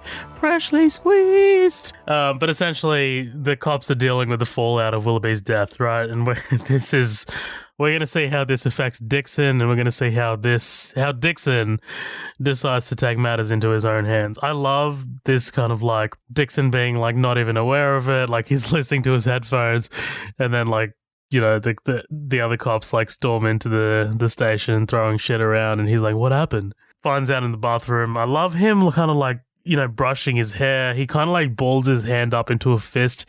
It looks like he's about to punch the glass before he changes his mind. Oh, yeah. I was like, dude, that would be badass if he just ripped off into that mirror, like pulled a Nightcrawler and just fucking ripped into it. I was like, nah, he won't do that.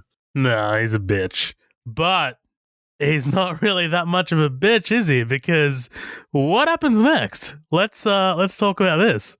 Oh, no, he's still a bitch. I mean, it's like you beat up a completely unarmed man and then punch a woman in the face. And it's like, Jesus Christ, dude. Like, I'm amazed that it took as long as it did just to get, I mean, like, the great part is when he's crossing the street and there's the new chief, like, right there. And you're like, ooh, yeah. fuck. Like, that's really what seals the deal. But yeah, I'm just amazed that it even took that long, that there wasn't some cop in there who's like, all right, dude, you're under arrest. Like, come here. Like, somebody would have arrested him, But it's like, it's just incredible to think that all these guys just have his back so much that they're like, no, you're fine, dude. Like, okay, yeah, all right. Yeah, absolutely, man. Like, this whole thing here is just so fucking well done. This was so unexpected when he just, goes across the street to the advertising agency, just, uses his nightstick to smash the glass. Dude, when he pulled out his gun from the holster, I was like, no way. He's not going to shoot him. He's not going to shoot him. But essentially, yeah, he fucking throws him off the roof and palms what's her name in the face. Jesus Christ. This is brutal. Well, yeah, I mean, that, and like you talked about him pulling the gun out, like, he's not going to shoot somebody over it. He's not that stupid. But, like, I expected him to come up and just, like, shoot around his feet, or something, do something fucked up. But when he switched, you see him flip the gun. I'm like, oh, okay, so this is a butt bashing thing. Okay, I got it. A lot of pistol whipping going on. So yeah, like you said, he walks past the new the new boss, the new chief. And this is Clark Peters, probably best known for his role in The Wire as Detective Lester Freeman. This dude's awesome, dude. He also had a little bit part in the first John Wick as well. He's cool. He's a cool cat. Cool cat. You know what we didn't mention? Oh, actually, you know what we have? I'm sorry. We mentioned that fucking Sam Rockwell and fucking, what's her name? Jesus Christ. Why am I blanking? She's the lead. Frances McDormand won Oscars for this movie. Oh, yeah. Somebody stole her fucking Oscar? Yeah, I heard about that. That's fucking weird. Did she end up getting it back? I don't... apparently it was like a really brief moment, but there's like a picture of her. The guy's name was Terry Bryant. It's from New York Times, and it's a picture of them standing right beside each other, standing near Frances McDormand at the governor's ball on Sunday. Mr. Bryant was later charged in the theft of Miss McDormand's Academy Award statue. So I guess he stole it at like the after party. I'm not. A man accused of theft, Terry Bryant of Los Angeles, was in custody on Monday afternoon. A Los Angeles LAPD spokeswoman said on Monday, faces charges of grand theft. Like, damn, I guess that thing's, his bail was set at $20,000. Yeah, McDormand was seen putting her Oscar down on a table while she snacked on macaroni and cheese and chatted. Not long after, a photographer working for Wolfgang Puck, the chef Wolfgang Puck, who catered the event, noticed a man with an Oscar in hand leaving the area. Oh, fuck. Oh, God damn it. That's at least, you know what? Now he's got the story for the rest of his life to be like, this is what I did, children. This is what I did. I would just love to see him like looking around, like just kind of going side-eyed both ways, and then just like the Beverly Hills Cop, like boo, boo, boo, boo, boo, boo, boo, and just him coming up and grabbing it and running away. Like, how stealthy were you that I guess there's hundreds of people around. How could you possibly get away with that, Dude, and with all those celebrities there, the security would be nuts. Oh, yeah. So Mildred drives Robbie to school. Suddenly, the windscreen gets hit by a shake. Mildred gets out of the car and kicks these two kids in their crotches. Fucking punts the last one. What the? I know.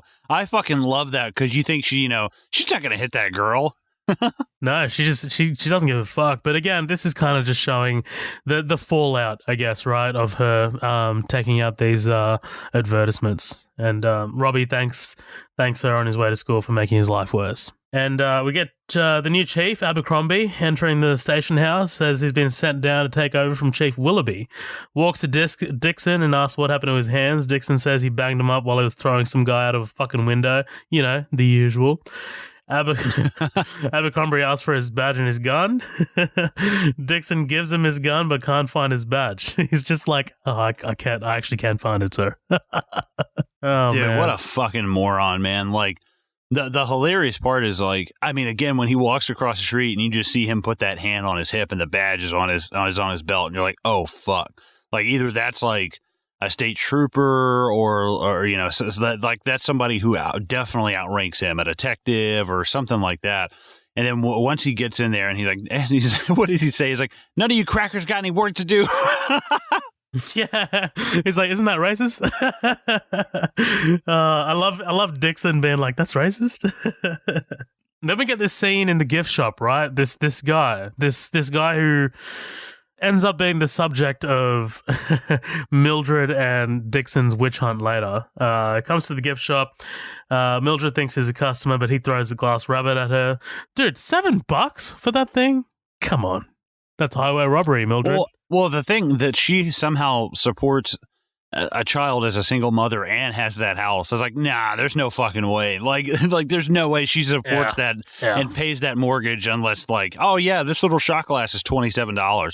You know, it'd have to be something outrageous. But that's a good point. I mean, that's a good point. This whole scene, I don't hate it.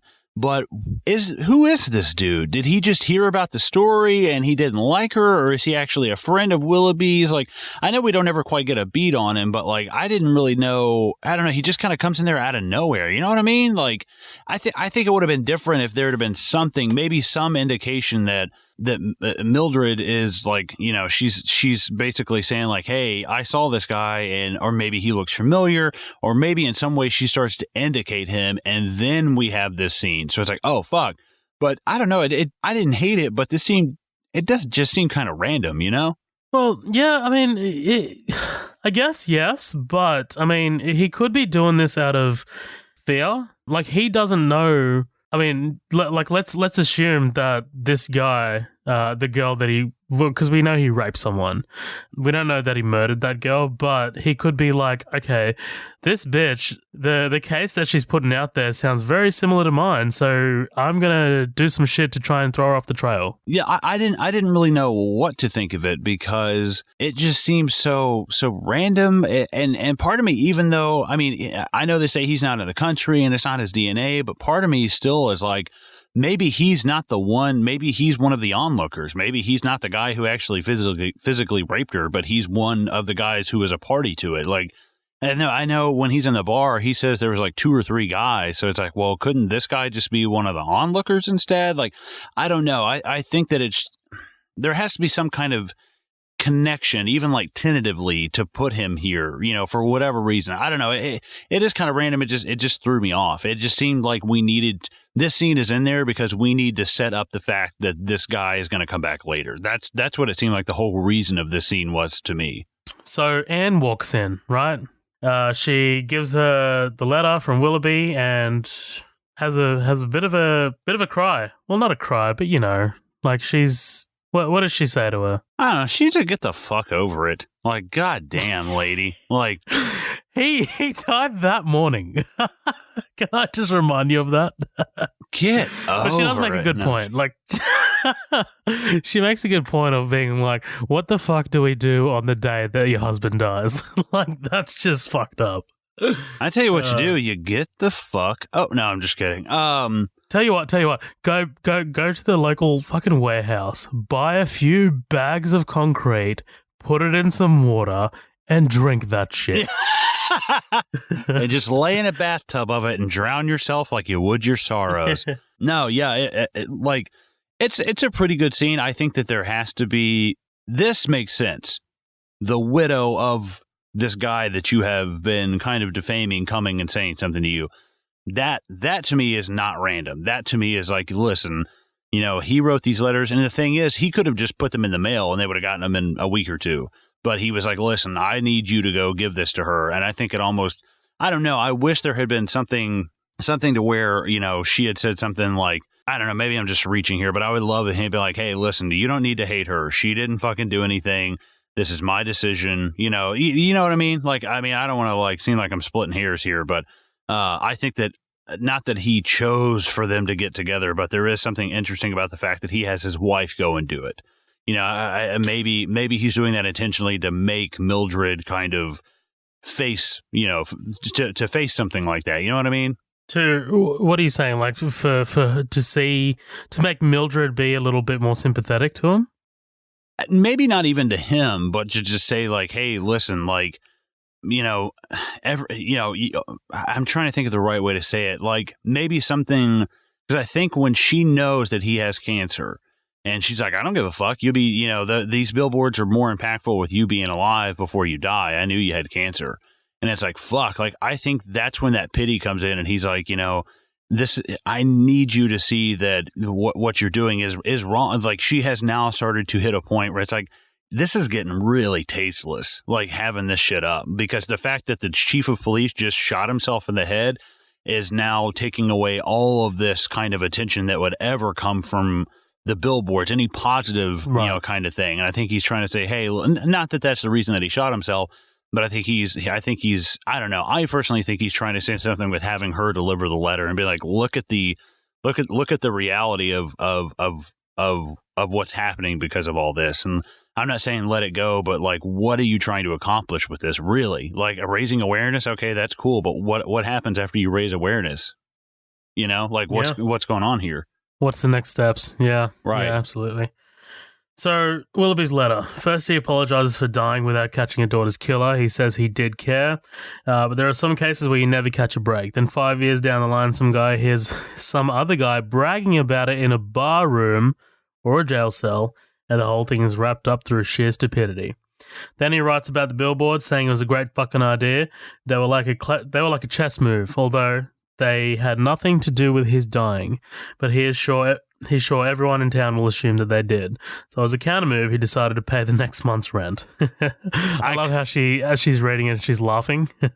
I called that shit when it was like, some suspicious person. I was like, well, who the fuck has got $5,000 sitting around? I was like, we know he's loaded. He's got fucking horses in a stable out back. They've got a nice house. I was like, dude, he's got the $5,000 to drop, especially if you're dying. But because I think at that point, what does he care? I'm fucking dead. Like, let her rub my name in the dirt if it helps them find who killed this fucking guy, or who helps them find who killed this fucking girl. Cool. I don't care. I'm dead. Yeah. Yeah. Yep. Then we get Dixon. Yep. Then we get Dixon talking to his mum, right? Who's asking him if he wants her to go down and talk to them. Jesus, Dixon doesn't want that. Somebody's sending their goddamn mother. The fuck is this? Oh man, things have moved on in the South, says Dixon, and it's it might even be like him coming to grips with this, like that things have moved on. Like this is kind of like the character telling himself that as well. Yeah, I can kind of see the seeds of that being planted, because by the way, his mom is Mac's mom from Always Sunny in Philadelphia. Nice! I knew I'd seen it from somewhere. I do that. Did you hear what Always Sunny in Philadelphia? Or no, I have a problem of saying Always Funny in Philadelphia. I swap that up all the time, like I'm fucking dyslexic. Nice. No, I do see, because I think he's kind of looking at his mom. And she's like, well, yeah, that's fucked up. I mean, hell, you've been there 3 years, like, blah, blah, blah. And he's like, this can't be me. I can't let this happen to me. I'm not going to be sitting on a porch, smoking cigarettes, drinking beer my whole life. And I think especially the fact that is he racist? Yes. Like, did he torture somebody? We don't really know. Probably. So when a black cop shows up, a black chief of police or detective or whatever, formal title chief. That guy has. I'm just going to say chief. Yeah. Okay, yeah. When that guy shows up and it's just like, give me your gun and your badge and get the fuck out of here. He's kind of like, oh, okay. So, like, I need to grow up. Because is he not just so, like, he's dumb and he's racist and he's a fucking idiot, but there's almost this weird innocence to Dixon. He's reading comic books and... Yeah. He's always got like the fucked up hair and the cowlicks, you know what I mean? That's what I'm saying. That's why I'm thinking maybe he's close to being on the spectrum. No, yeah, totally. Like, it is kind of one of those things of like, is he legitimately choosing to be this person, or is he so immature that he hasn't really, I don't know, he hasn't questioned the things around him. Like I said, if this guy were like the quarterback of the football team and was just Mr. Popular in high school, and I love Sam Rockwell. Now it's making sense to me if this was a much younger character. If he were 5, 6, 7, 8 years younger, that would make a little bit more sense to me. You know what I mean? Like I feel like, how old do you think this guy is? Maybe like mid-30s? Yeah, I'd say early to mid-30s. Right, that's what I'm saying. Like, if this guy is like 24 or 25, I'm like, dude, I buy that. I know now Rockwell and McDormand, I mean, they fucking deserve the fuck out of those Oscars. But Rockwell, I know this guy. He is so a mosaic of so many people I went to school with that I know. I mean, down to the haircut and the drunken kind of stare where they're like staring in your chest and they're drunk and they're not really looking in your eye. It's like, dude, everything, even down to the way that he walks is like, we haven't talked about Sam Rockwell enough and the character development that he did on this and trying to get the accent down. And I think this is the only Oscar he's won so far, right? Best supporting? Yeah, that's correct. Yeah. That's fucking badass, dude. And he totally deserves it. I think he knocked it out of the fucking park. But there is this kind of like a guy who has probably never left his hometown and never questioned anything about it either. And now that he has been, kind of I don't want to even say dethroned, but he's been made uncomfortable. He's been made to question his surroundings, especially being, kind of deauthorized by a black guy at that. I think that it kind of makes him like, wow, what the fuck, Well, there's no better sort of example to show that Dixon's growing and changing than the end of this scene, right? When he doesn't listen to his mum. I mean, like, we've been told by multiple characters that Dixon listens to his mum, like his mama's boy. But here, he's just like, no, I'm going to blow your fucking goddamn head off, is what he says. Right, yeah. So, yeah. And then we get the billboards being on fire. This was goddamn. Like, I should have seen this coming. Yeah. But I didn't, and the reveal of it was fantastic. This sequence is so fucking well shot, dude. Like, it looks beautiful. But not only that, like, this is such a fantastic scene of, like, look at this desperate mother trying to save what is left of her, symbolically, her daughter. Like, you know what I mean? Like, this is like the memory of her daughter that's burning up right now. Right. No, I think that's a perfect way to put it. The Tarantino feel of this is the wide shot of her running to the billboard. Yes. Like, dude, that is Tarantino as fuck.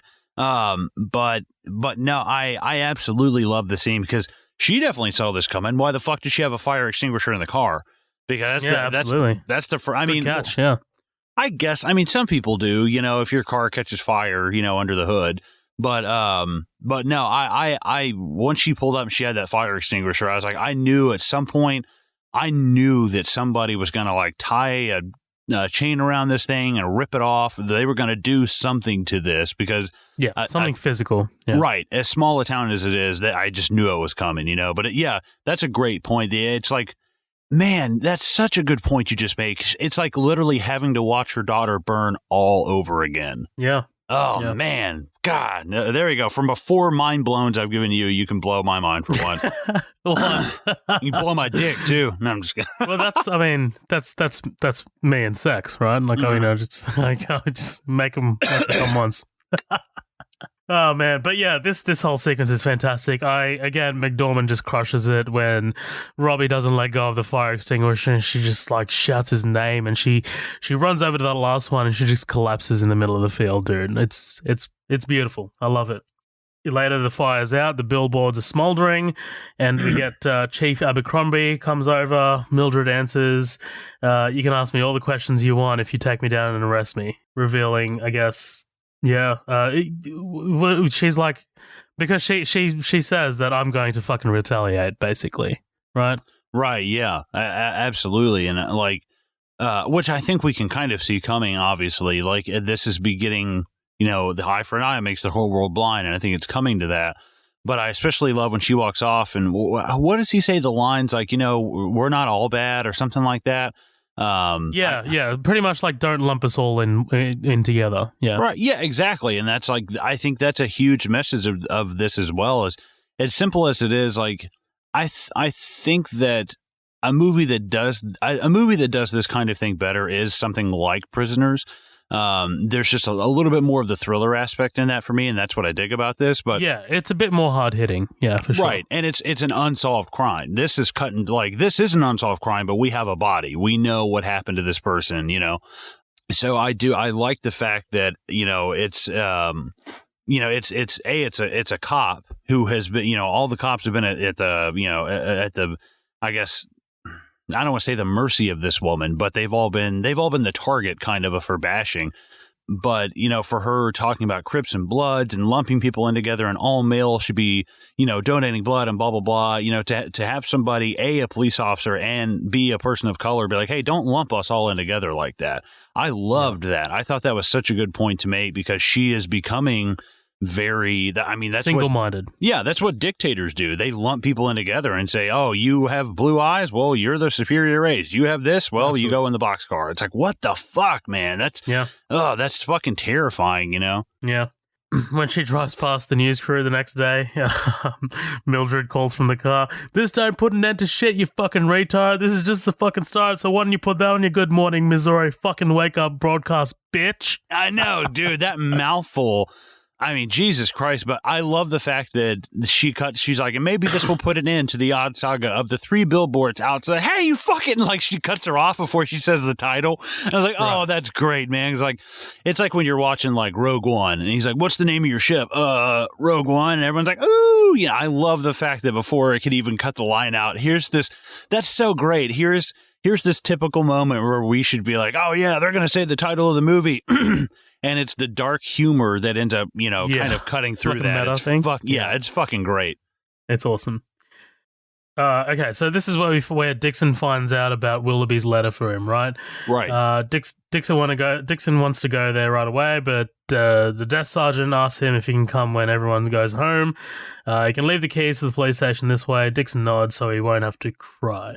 And at the police station, Dixon reads his letter with the headphones on. This is where I believe that, in the scene previously with Dixon and his mum and him kind of being defiant to his mum, I think that was a lead up to his 180 turn, but this kind of seals the deal, right? Like Willoughby's sort of dying words. He reads his letter, and Willoughby says he believed in him. Deep down, he's a decent man, and he has got the makings of being a really good cop. And of course we get Mildred with the backpack. She looks fucking badass, by the way. Like, she looks like she can survive a zombie fucking outbreak. Right, yeah. She looks like she's about to, like, hit the streets of fucking Venezuela with, like, a riot shield, Like, love it. She looks like something out of a fucking Rage Against the Machine video. But I do love that she calls the police station first, making sure that no one's inside. Yes. Yeah. Telephone to ear, backpack on the table, broken window, looking out in the police station across the street. Starts ringing, but Dixon still has his headphones on, so he can't hear it. Willoughby thinks Dixon is angry, and he says as long as Dixon holds on to so much hate that he's never going to become what Willoughby knows Dixon wants to become, a detective. Right? Obviously one of the big themes of the movie, like let go of the hate. Right, yeah, absolutely. There's actually some really good video essays I strongly urge anybody listening to this to check out about hate and about love. And, there's some criticisms of this. One I didn't watch was like how not to, it's something like how not to talk about race in a film or something like that. I didn't get a chance to watch it. I'm actually really interested because all we've been doing is fucking, you've been eating the ass and I've been sucking the dick of this movie the whole night. And I want to hear a contrary opinion to that and be like, no, this movie fucking sucks. I'm not talking about like, how did this get made hilarious review? Like, I would like to hear a genuine, like, constructive or negative criticism of it, because it is kind of hard for me to hit anything, it's hard for me to find anything that's really, I don't know, like, not great. Other than a couple of scenes we don't really need here or there, but I haven't really seen anything that's like, that just lost me, So I have seen some criticisms about this movie. Okay. I know that there are people out there who think that it should not have been nominated for as many Oscars as it was. I'm wondering now if Daniel Foucher's comment might reflect that. I'd like to see what Daniel thinks about this movie. Yeah. There are people out there who think that it's a bit overrated. I think most of the criticism revolves around the character of Dixon. I think that a lot of people think, and look, I don't want to put words in people's mouths, but sure. I think the consensus about that among people who don't really like this film is that Dixon is way too negative at the start, way too of a bigot, way too of a caricature, and B, his turnaround happens way too quick. And those are both points that we've raised already in the podcast. So no, yeah, that's totally fair. Yeah, I mean, yeah, that's all the shit that I've kind of had issues with. It's nothing that just drastically takes me out of the movie, but I don't know. I can agree and disagree with some of those comments. Yeah. So you're pretty much telling everyone that they're wrong, right? Right, yes. It's cute. It's very cute. Right. Mildred lights the lighter and we pan. Dude, the fucking when she first throws that Molotov. Oh my god, what did you think about this? Did you see any of this coming? No, I did not. Like fuck it. Right? Yeah, if there had been some previous indication of like a Molotov cocktail, like she was making them or something, then yeah. But no, I didn't see this coming at all. And once I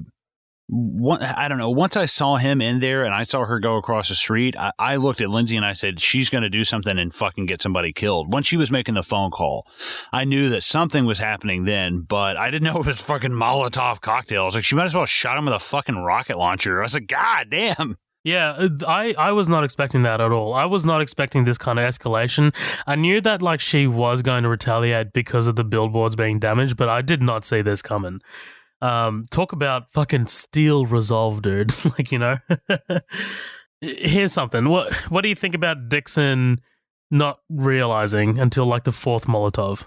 The lighting would have tipped me off. I'd have been like, why is it brighter? Right. I actually would have laughed my ass off if he were so dim-witted that at one point he just turned the flashlight off. He's like, oh, I got brighter in here, and just starts reading his letter by like the firelight. I mean, it's a little goofy, that he's that oblivious to it. But it is in the middle of the night. He is getting the last communication he'll ever get from his mentor, kind of. So I can shave off a couple of points right there, and that's a little bit more believable. I get it. It's an emotional scene for him. For sure. You don't even need a gun, and you definitely don't need hate. Hate never solved anything, but calm did, and thought did. Try it just for a change. No one will think you're gay. And if they do, arrest him for homophobia. Won't they be surprised? But things are going to change for you. Damn. That's when the last Molotov hits and smashes through Dixon's window. He hits the ground and, gets up and sees the Angela Hayes file about it, catching fire, grabs it and pats it against himself, gets the flames. Dude, the jump out the window and then the crawling, dude, that shit is wild. No, yeah, absolutely. I think that, and just a quick thing, I really, really love when he starts freaking out and he goes, think, calm. And it's like, wow, that's great. Like literally taking the words that you just read, taking them to heart and not, because it would have been so easy to just freak out right then. That's so typical Dixon. And he's like, that's why I'm saying I don't mind him not paying attention to the fire because he's so sucked into paying attention to the words that this person is, I guess, writing him, whatever. And I mean, because I didn't think, I was like, oh, whatever, his legs will be on fire or something like that. But when they roll him over, I was like, oh, boy, howdy. That fucking... Full Two-Face. Yeah. Right, yeah. I was like, Jesus, I'm not going to lie. He kind of looks like a fucking badass later on, though, man. Like, that's some cool looking, like, as I started looking at him with the burns on his face, I was like, do I want a Sam Rockwell Mad Max? Do I want a Sam Rockwell? Like, I wanted it, man, because, like, I don't know, something about him, that turn is a little drastic, but he becomes, like, an anti-hero. He becomes a fucking badass, man. And through some revelations, too, with the plot, Absolutely. Dude, when we see James here helping Dixon out in fire, I was like, why is there a child helping him? Who gave that child a mullet and a mustache? Oh, God. He sprints over and beats out the flames with his hands and clothes. But Dixon's head, hands, and body are badly charred. And Mildred turns away from him, horrified, and sees the case file lying there and realizes what Dixon has done as the sirens and blue lights of the ambulance and firemen arrive. Now, did you think she was going to take the case file? I totally thought she was going to grab it and run. I really did. I remember did thinking that, yeah. But then I was like, maybe she's somewhat in shock. Like, because she's thinking that there's no one in this police station, and we already know that when it comes to people, when it comes to actual physical harm, when she sees that stuff, then she's taken aback. Like that kind of gets to her. So I'm just like, maybe she won't. Well, it's so easy to play sabotager and this and that, like kicking a couple of kids in the cunt nuts. That one's not so. That one's not so bad. but when you're setting fire to a building and there's somebody still in it, like you feel the horror with her.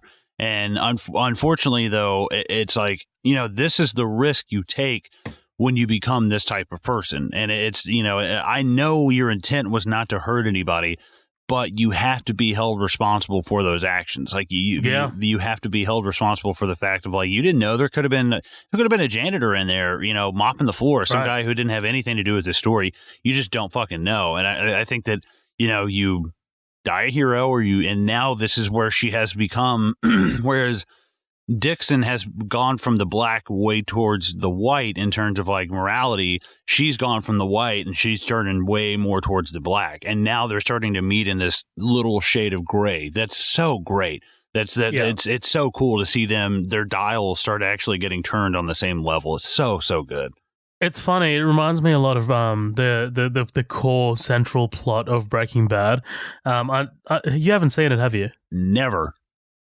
You got to get on that shit, dude. But essentially, the stories of Walter White and Jesse Pinkman and how they start from where they are in season 1 to when it ends in season 5, but like somewhere around the middle, they kind of intertwine and they're at the same spot. That's totally what this reminds me of. But essentially, Abercrombie questions Mildred and James. James protects Mildred by saying that they were at his place and they're a couple. James uses the opportunity to ask Mildred out. I'll go out to dinner with you, but I ain't going to fuck you. Well, I ain't going to fuck you neither, I guess. Yeah. You know what he sounds like to me? He sounds like, is it Toby, the guy from Family Guy, who's like, oh no, somebody didn't eat all these Oreos. Oh, yeah. That's all I could think of when I was seeing him. I was like, but I love him, man. I love the fact that he's a little pool shark. Like, he's fucking badass at pool. I love playing pool. It's one of the sports I'm pool. Like, I'm like halfway not garbage at pool. So I'm like, oh, cool. I actually like playing a little bit of pool. So seeing him kick that dude's ass at the beginning, I was like, oh, wow. Dixon's wheeled in by the nurse to a hospital room in which Welby's in as well. His face is bandaged, so Welby doesn't know it's Dixon. This is, at first I was like, oh, this is convenient, but man, this is such an affecting scene because Welby plays, Caleb Landry Jones plays this so well here as Welby. Like, Welby asks him if he wants a glass of orange juice, and Dixon starts just crying, dude, just saying sorry for throwing him out the window. Initially Welby's just taken aback, but, he's just like, stop crying, the salt will fuck up your wounds. I thought the salt was supposed to be good for wounds. But, the way it ends is just beautiful because Welby just pours him the orange juice and places it next to Dixon's bed. And this is Dixon first, like, experiencing firsthand what it looks like to forgive. Like, right, exactly. This informs his character so well. But, talk to me about this scene, dude. No, yeah, I think that, when we have this moment of, and I think it's also key for Love of God, Peter Dinklage's character. I never remember her name. James. For James to, because obviously he's got a thing, he's got a thing for her and he's covering for her. And he's kind of one of the only friends that she has, other than the woman. What's the woman that she works with? The woman who gets the drug charges? I don't ever hear her name. Yeah. I'll find a name. Well, either or. It's not super important. Like, those are really kind of like her only friends in this. So they take her to jail, and then, James is the one kind of covering for her. Denise. Okay, cool. But yeah, she's, James is kind of like covering for her, and we see the extent that, like, your friends are doing like illegal shit to cover this shit up for you. And then we cut over to Dixon, who's in the hospital, who's like, Willoughby's like his only friend. You never see him talk to anybody. You never see him interacting. He's either at home with his mom or he's like drinking by himself and being a dick. So to see him forced to be interacted with this guy that, you are the reason I'm in here. Like, you're the reason why. I mean, dude, God damn. Was it Wilby? Right? Wilby? Welby. Yeah. Welby. Man, I knew he took a beating, but like, fuck, he looks bad. Like, and it justifies his reaction. He threw him off a second-story window. Right, yeah. And that, like, come on, don't be such a pussy about it, dude. Get over it. No. But like, we totally went past it, but like, the sound of his body hitting that road sounded so legit. Oh, yeah, I got to go back and look. Just like a splatty kind of sound. Yeah. But yeah, it's him being shown this act of like forgiveness. There's so many kind of mirrors, and like Willoughby sending Mildred the note and being like, hey, listen, I'm not mad at you. You know, I'm the one who funded the damn thing. So I'm not sitting here telling you that this is a bad idea, you know, but I in the way that Welby can forgive Dixon and that Willoughby can forgive Mildred, it's like you need to find time to forgive yourself because you feel so much guilt over what happened with your daughter, obviously with that scene, but also at the same time not forgive the person who did this to your kid, because how could you ever do that? But in time, you know, there are plenty of people who come out and they're like, I forgive you for doing this. You know, ultimately I have to in order for me to move on. And I mean, obviously this is way far down the line. We're talking, you know, this is only 7 months away, but at some point, you know, I think that like the cancer that's eating Willoughby, he's seeing the cancer of her grief eat her alive. And he's like, you can't let that happen to you. It's like, you have got to maybe move on a little bit. You've got to I'm not saying move on and forget your kid ever existed, but you're backpedaling. You're getting farther and farther into the grief and the trauma and the mourning and stuff. And, you know, that's perfectly fine at first, but this is like I don't think Willoughby gives a shit that his name is up there, honestly. Like maybe at first, but I think as time goes on, he's like, it doesn't even matter whose name is up there. The point is that you're the one doing this, and it's ultimately affecting you the worst. So I think there's some interesting mirroring of the forgiveness kind of circle that's going on, and the ultimate of like, I guess really Welby's the only one who's like a fucking really nice guy. He didn't do shit. But it's this nice kind of pattern of Welby with Dixon and Willoughby with Mildred, and it's like, damn, that's fucking cool, man. There's a lot of mirror imagery. There's a lot of echoing. Shit. Yeah. Right. Yes. To put a very long-winded explanation short, there's a lot of echoing. I'm a good summarizer, dude. Yeah, right. So Jerome, who assisted in putting the billboards up in the first place, he's the African-American dude, right. Comes to Mildred's place to offer a set of duplicate posters. And, she takes him up on it. Mildred and Robbie are putting up the posters. James is holding Mildred's ladder steady, and a car pulls up. Denise gets out. She's out because the judge said the arrest report weren't filled out right. You know, you got to do your P's and Q's, dude. That's fucking Dixon, man. You know that idiot. I know. He fucking did something stupid. That's what I was thinking too. Oh, man. Jerome comes to Mildred to ask about the last poster with Willoughby's name on it because he's dead and all. Why not? He paid for it. See, I wasn't expecting that. When they willed it out, I was expecting her to be like, no, I want to put something different, like not chief, blah, blah, blah. You know, why are you doing this? Like, maybe instead of saying that, saying Ebbing, Missouri, how could you let this happen? Or something like that. Like, and maybe that's just cheesy. It's just the first thing that popped into my head. But I did think that she was going to end up putting something else. But when she went with it, I was like, I guess that's really the only choice. He did pay for it. Like, you're not being... Everyone else thinks you're being disrespectful, but the person that it matters to the most, who is dead and not here anymore, is one of the only ones that really matters. And he's the one who paid for it. He wants you to do this, so fucking do it, man. It makes the most sense, you know? Yep, indeed. I thought initially that she wasn't going to put that up as well, but yeah, I mean, like what she says, although it sounds like a joke, like, you know, why not? He paid for it. He did, right? So. Yeah. And then we get a bit of a time jump, right? A few weeks later, Dixon's better and is sitting at the bar. Truck pulls up outside, and our guy that we met earlier in the gift shop with Mildred and a friend of his enter and sit down in the booth behind Dixon. And then, you know, this is kind of intercut with Mildred and James at dinner. Charlie and Penelope enter and pass them. Charlie smiling at the sight of Mildred with a dwarf. Mildred has a fleeting look of embarrassment, which James notices. And Mildred tells James who he is, my ex-husband and 19-year-old girlfriend. And I do like that James is like, do you want to leave?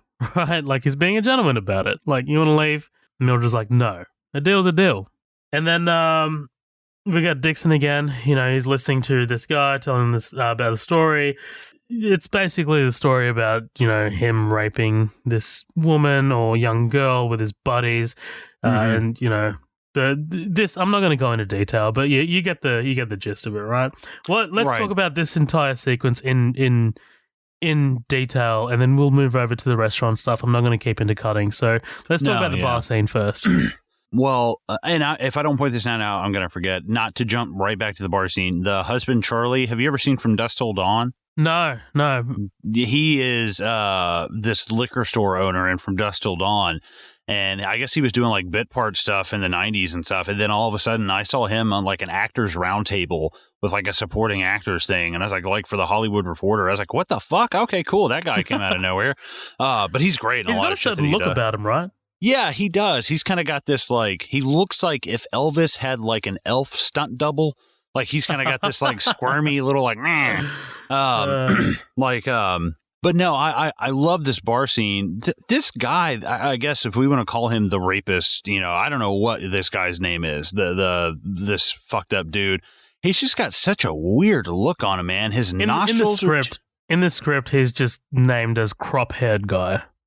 Crop-haired guy. All right, so old Cropsy. There's just something so goofy looking about his like lips and nose. Like he looks like a monkey.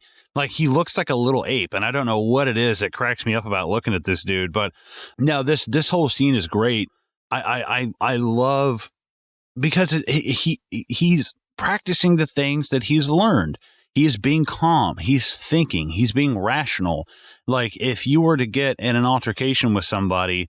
If something were to happen, if I think something is about to go down and I want to know who you are, where you're from, where I can find you later, he does the right move. He goes out there and he gets some, it would be the same thing as like if he didn't want them to leave and he went outside and like yanked the spark plugs out of the truck without them knowing. It's like again, this is like, oh God, this podcast is going so fucking long. I forgot about what I said earlier, where he is cutting off the source of the problem. He's not going to cork up the pipe. He's going to cut off the water. And that's what I dig is like, he's not going in there with brute force and punching the shit out of these guys, which I do love that. But there's been a lot of that in this movie. He goes in smart and is like, I need to know the information and know who the hell these guys are. No, this is a great scene, especially again, he looks like a fucking total badass. I love it. But the whole magic trick thing and blah, blah, blah. And the realization on, the crop haircutted guy's face when he's like, has he been sitting behind us the whole time? And it's like, oh, fuck. Like that guy's like, I have said some incriminating shit. And I'm like, I really dig that. Cause that's you see this guy's kind of a smug little fuck. And when he looks over, he's like, I might have just really fucked up, dude. really, really fucked up. What did you think about this scene though? I really dug this scene. This scene felt out of all the scenes, this one is the one that felt Tarantino to me. Like it was kind of like this long, sort of protracted, sort of dialogue scene, and we're kind of building tension. We're building to something. That's I don't know. It felt inherently Tarantino to me. It felt very like Inglourious Bastards bar scene, Yeah, absolutely. But at this point, I was praying for this movie to tell me that this guy, like, I did not want this guy to be Angela Hayes' murderer. Like, I was like, please, for the love of God, don't let this random guy just randomly sit behind Dixon and it be the killer. I don't want that, please. Because, like, when you're watching this movie, you're like, this is not the kind of movie to solve it for you at the end. Like, you know what I mean? Like, you're not really expecting there to be someone to be caught. Like, this is not that kind of film. Like, this is not that kind of movie where you find the killer at the end. I really, really didn't want that. So, Dixon's approach here is fantastic. Like him acting more drunk than he's supposed to be. Him sitting down into their booth, and I love the crop-haired guy's just like, well, go on, show us a trick. Like he's like he's in on it. Like he's just like, oh, all right, I want to see it.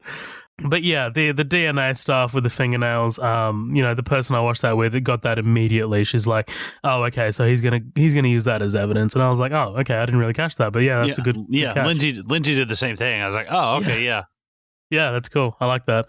But then he gets the fucking shit beat out of him, right? Like they... because Denise is there as well, and she's like, oh, he's a cop, and where's his badge? I lost my badge. What I really wanted, I thought it would have been hilarious if he's like, where's your badge? He's like, I lost my, and then all of a sudden it like falls out of the breast shirt pocket. He's like, oh, there it is. I was expecting something like really dark. This guy spitting his teeth out and be like, "Hey, there's my badge." But that last kick that he receives, man, whew, that one, you'll see ya. Like that, you're gone. Right. You have brain hemorrhage. It's really hard to watch somebody get like fucking NFL punted in the face. You know what I mean? It's like, ooh, that's hard to watch, man. I watched a video today of it was a brain, and it was like a model of a brain inside of a skull, and what your brain does when you just get a concussion. It's like watching your brain just wiggle back and forth. And it's like, oh my God, to get kicked in the face that fucking hard. Like, Jesus H. Christ, man. Fucking bounces around in there. Yeah. But anyway, man, I really dug this scene. This was a fantastic. It felt like a climax, like a climactic sequence that I was like really grateful for it to have. You know what? What did you think about that? That whole point about this guy potentially being the serial killer. Oh, sorry, being Angela Hayes' killer. Did you want the film to give you an answer? I think there's a way to compromise. I think, like what I said earlier, the guy is mentioning stuff that's way too specific. And oh, totally. But it is not uncommon in wartime what we find out about him.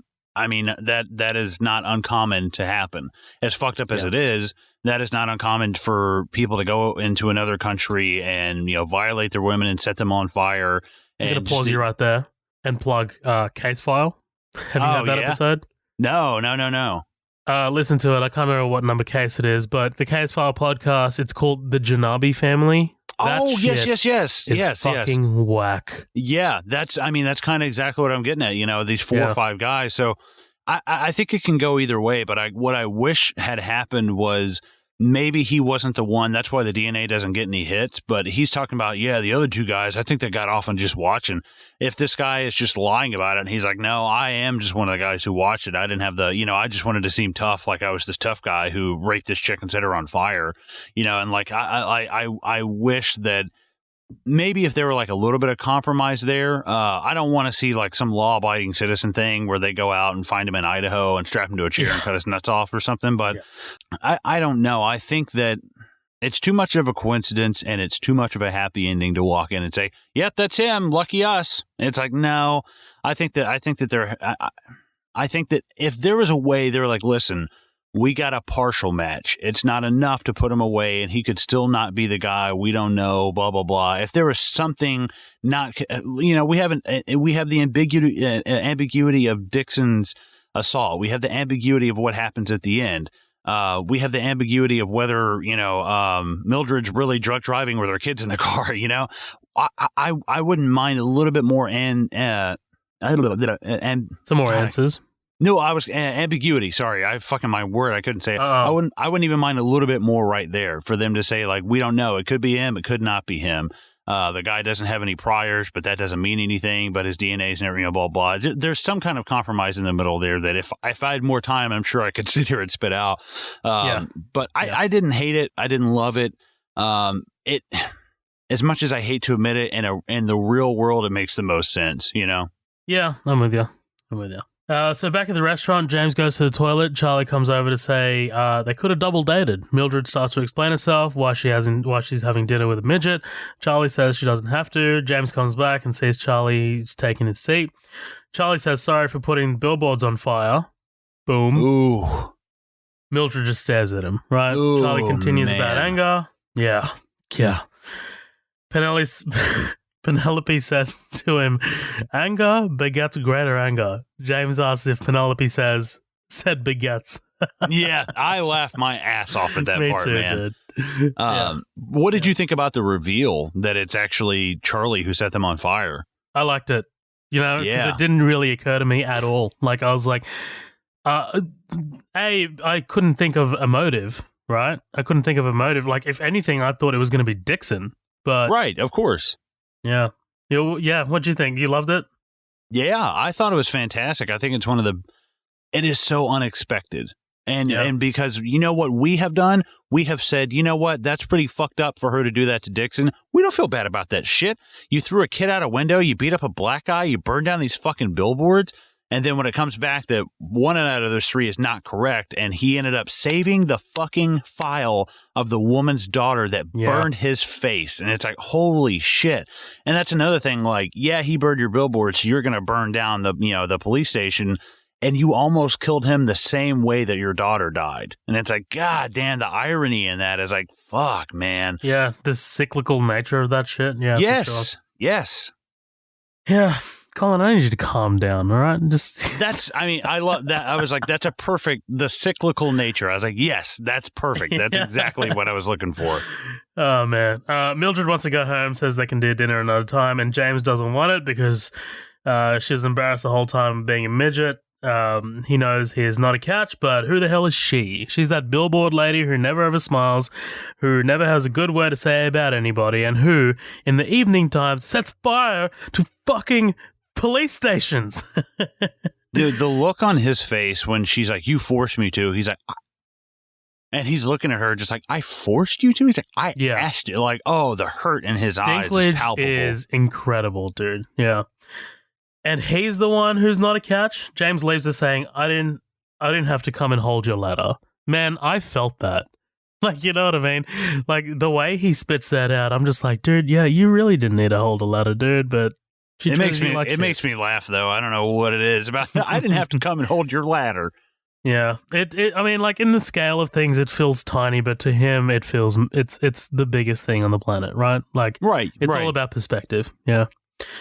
Mildred takes a wine bottle and slowly walks over to Charlie's table, looking like she's about to make a scene. Asks Penelope if she really told him anger begets greater anger or not.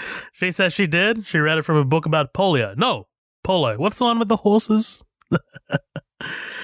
Mildred looks at them for a moment and places the bottle on the table for them to finish. And what does she say to Charlie, right? She says, don't hurt her. Right, yeah. Basically saying, don't do to her what you did to me. Right. Which I do love. She's like, I read it on a bookmark in a book I was reading. She seems, she's so innocent. And like the way, like, you know, she smiles after Mildred puts down the wine bottle and says, don't hurt her. Like she's got no idea what's coming. Right. And then we get Dixon coming back to his mama's house. This is heartbreaking, dude. Like just the way he stumbles in, but his mom's reaction, she's good. She's great, man. Yeah, she is fantastic. She's like, my boy. But yeah, Dixon manages to scrape the skin under the fingernails into a, I guess, evidence tube, and writes down the number plate. Right? I didn't think about that. Like, I was like, oh shit, he memorized the number plate this whole time. That's awesome. Well, and him being, because I mean, he is, I know he's semi-faking drunk, but I mean, pounding back a couple of shots, drinking a couple of beers, and then you go in and get your fucking face kicked in. It's like, damn, dude, like for him to have done all that, and like when he was writing the shit down, and I'm like, oh fuck, is he dying? Like, is he like, what the fuck happened to him? But I was like, oh, what I assumed was that he's gonna pass out in the bathroom. She'll call the police, the ambulance will show up, and he'll have the vial with him at the hospital and be like, hey, somebody needs to take this. I'm like, dude, that's so fucking signed, sealed, delivered. You know, he's like, I've got it right here. Take the fucking evidence and run. Mildred sitting on the swing set, Dixon with beanie in hand, a repeat of Willoughby and his hat from the start of the movie fucking echoes, right? Dixon tells her about the guy, but doesn't want to get her hopes up. He reminds me of Endgame. Don't do it. Don't give me hope. Oh my God. Yeah, if we're going to bring some Marvel into this, because it's us, right? He got his DNA and the cops checking it as they speak. He heard them talking about something that he did to a girl in the middle of last year. Sounded like what happened to Angela. All they can do is hope. In the burnout office, I love this, dude. This office is just black and they're just sitting in it. Holy fuck, I did not even catch that. Goddamn, that's ridiculous. Yeah. What a fucking dunce. Yeah, because initially I was like, why is the lighting off in here? And I was like, no, this is a burnt out police station. Yeah, the chief just hit a goth phase he never came out of. Oh, man. But essentially he lets Dixon know no match of the DNA, no matches to any other crimes of this nature, to any crimes at all, in fact. And his record is clean. But essentially, yeah, he kind of... Well, it makes Dixon play a guessing game as to where he was deployed. Somewhere sandy. Right. So, like, I'm assuming, I mean, this guy's probably just like regular army. I didn't know. I was kind of getting a vibe like, is he saying that this dude's like special ops, or he's like maybe a, I'm not like a badass, but like this dude was in a very secret place that like he was, because, if he were just deployed, he could say he was in the army, he got deployed. And it's like, no, this guy was in a classified place. It's like, okay, he sounds like a little bit more important than it's not a huge thing, but I just didn't know if you picked up on that at all. No, I didn't. I actually didn't. Like, I didn't think that Abercrombie was keeping something from him. Maybe he was just trying to make him guess. I don't know. Well, fuck me. No, I'm just kidding. Dixon says he might not be that guy, but he's still done something shitty. Right. And he surrenders his badge because he found it, apparently. And then, of course, in our closing moments here, Dixon calls Mildred, and Mildred's back at the Billboards. He tells her that it's not their guy, right? And I love Mildred's reaction here, just the way she's kind of like hitting herself, and you can hear it over the phone. Dixon says, "I'm sorry I got your hopes up. It's all right. At least I had a day of hoping, which is more than I've had for a while." And then Dixon tells her about the rapist, right? Idly taps a shotgun against his lips. Do you reckon he was about to kill himself? I don't know. I think... I don't think so. I think he's just picking up the gun and he's like, man, I took that beating for nothing. I feel like I need to go out there, not for nothing. I mean, it's for us. It's very, that's very Christ-like. I mean, it is. It's, I mean, not even just like the sacrificial. I mean, I am Iron Man, snap, whatever. Like you taking the beating of your fucking life after you've already had half the beating of your fucking life, taking this beating, and ultimately you don't know if the outcome will be good or bad, but it's the fact that you took the risk and you assumed the responsibility is what makes you a hero. Maybe an anti-hero, maybe a little bit of somewhere in the middle. But I just absolutely love that. So I think when he picks up the shotgun, I think he's just sitting there thinking. I think he's like, you know what? I might not be a cop anymore, but I still got a gun. He's like, I'm calm. I'm thinking, and all my calm thoughts have led me to this. Yeah, I think I never thought that he was actually seriously going to kill himself, but I think Martin McDonagh kind of like pulls a fast one here. I think he kind of like wanted us to initially consider that, because it's like, if we're going by the cyclical nature of this movie, then Dixon kills himself like Willoughby killed himself, but instead Dixon decides to reach out to Mildred to offer some condolences. Yeah, the curse is broken, people. That's cute. No, I'm just kidding. Fuck yeah. But yeah, lives in Idaho. That's funny. I'm driving to Idaho in the morning. Want some company? Sure. Next day, they head out. Fucking all chummy. Hey, Dixon, yeah, I need to tell you something. It was me who burned down the police station. Well, who the hell else would it have been? Oh, that's so great. That's so fucking good. Fucking great, right? Right. Well, because it's like, yeah, who else would it be? You're like, why would it be somebody else? I think that's what's so fantastic about it, is like, once you stop and really think about it, it's like, yeah, who would it be? It shows you that Dixon maybe is not even really that dumb. He's starting to use a little bit common sense, Yeah. Or this entire ordeal has just kind of unlocked something in him and is just kind of using his intelligence now. Right. He's got some like weird, like sixth sense. Yeah. But I love this exchange at the end. So Mildred asks Dixon if he's sure about killing this guy, and he says not really, and Mildred says me too, and she says, I guess we can decide along the way, right? For sure. Let me ask you this: think they kill him? No. Same here. I don't. Yeah. I think it ruins the entire message of this movie if they show up to this guy's door, blast both barrels of that at him, and take off. And it's like, dude, right. That's so amateur and like juvenile and like immature. It just, I don't know. Maybe in like Punisher or like, Death Wish or something, but no, I don't think in this movie. Yeah, it's not really what they're going for here. Plus, I think, I mean, even if this guy does like fully confess, like let's say, they do barge down their door and this guy confesses, I think these two hear him out, and you know, there'll be some fucking violence for sure, but they won't kill him. I don't think. Right. The thing that I was wondering about was, look at what has happened so far. She has made the mistake once of judging somebody off an assumption. And yes, the guy has had some crazy story that Dixon has overheard, but it's still just a story. And it's the same thing of like, she was just so certain that Dixon was the one who set the billboards on fire. And look what happened. You almost killed that guy. And it's like, could you live with yourself if you went even farther with that? Look how mortified she was when she lit Dixon on fire. Now imagine you just blew some guy's head off who was completely innocent. Right. And exactly. it's like, no, I don't think so. And I don't even really like the fact that it's left ambiguous, because it's like, I don't know, to each his own, but it really You wanted it to be completely like, no, the answer was no.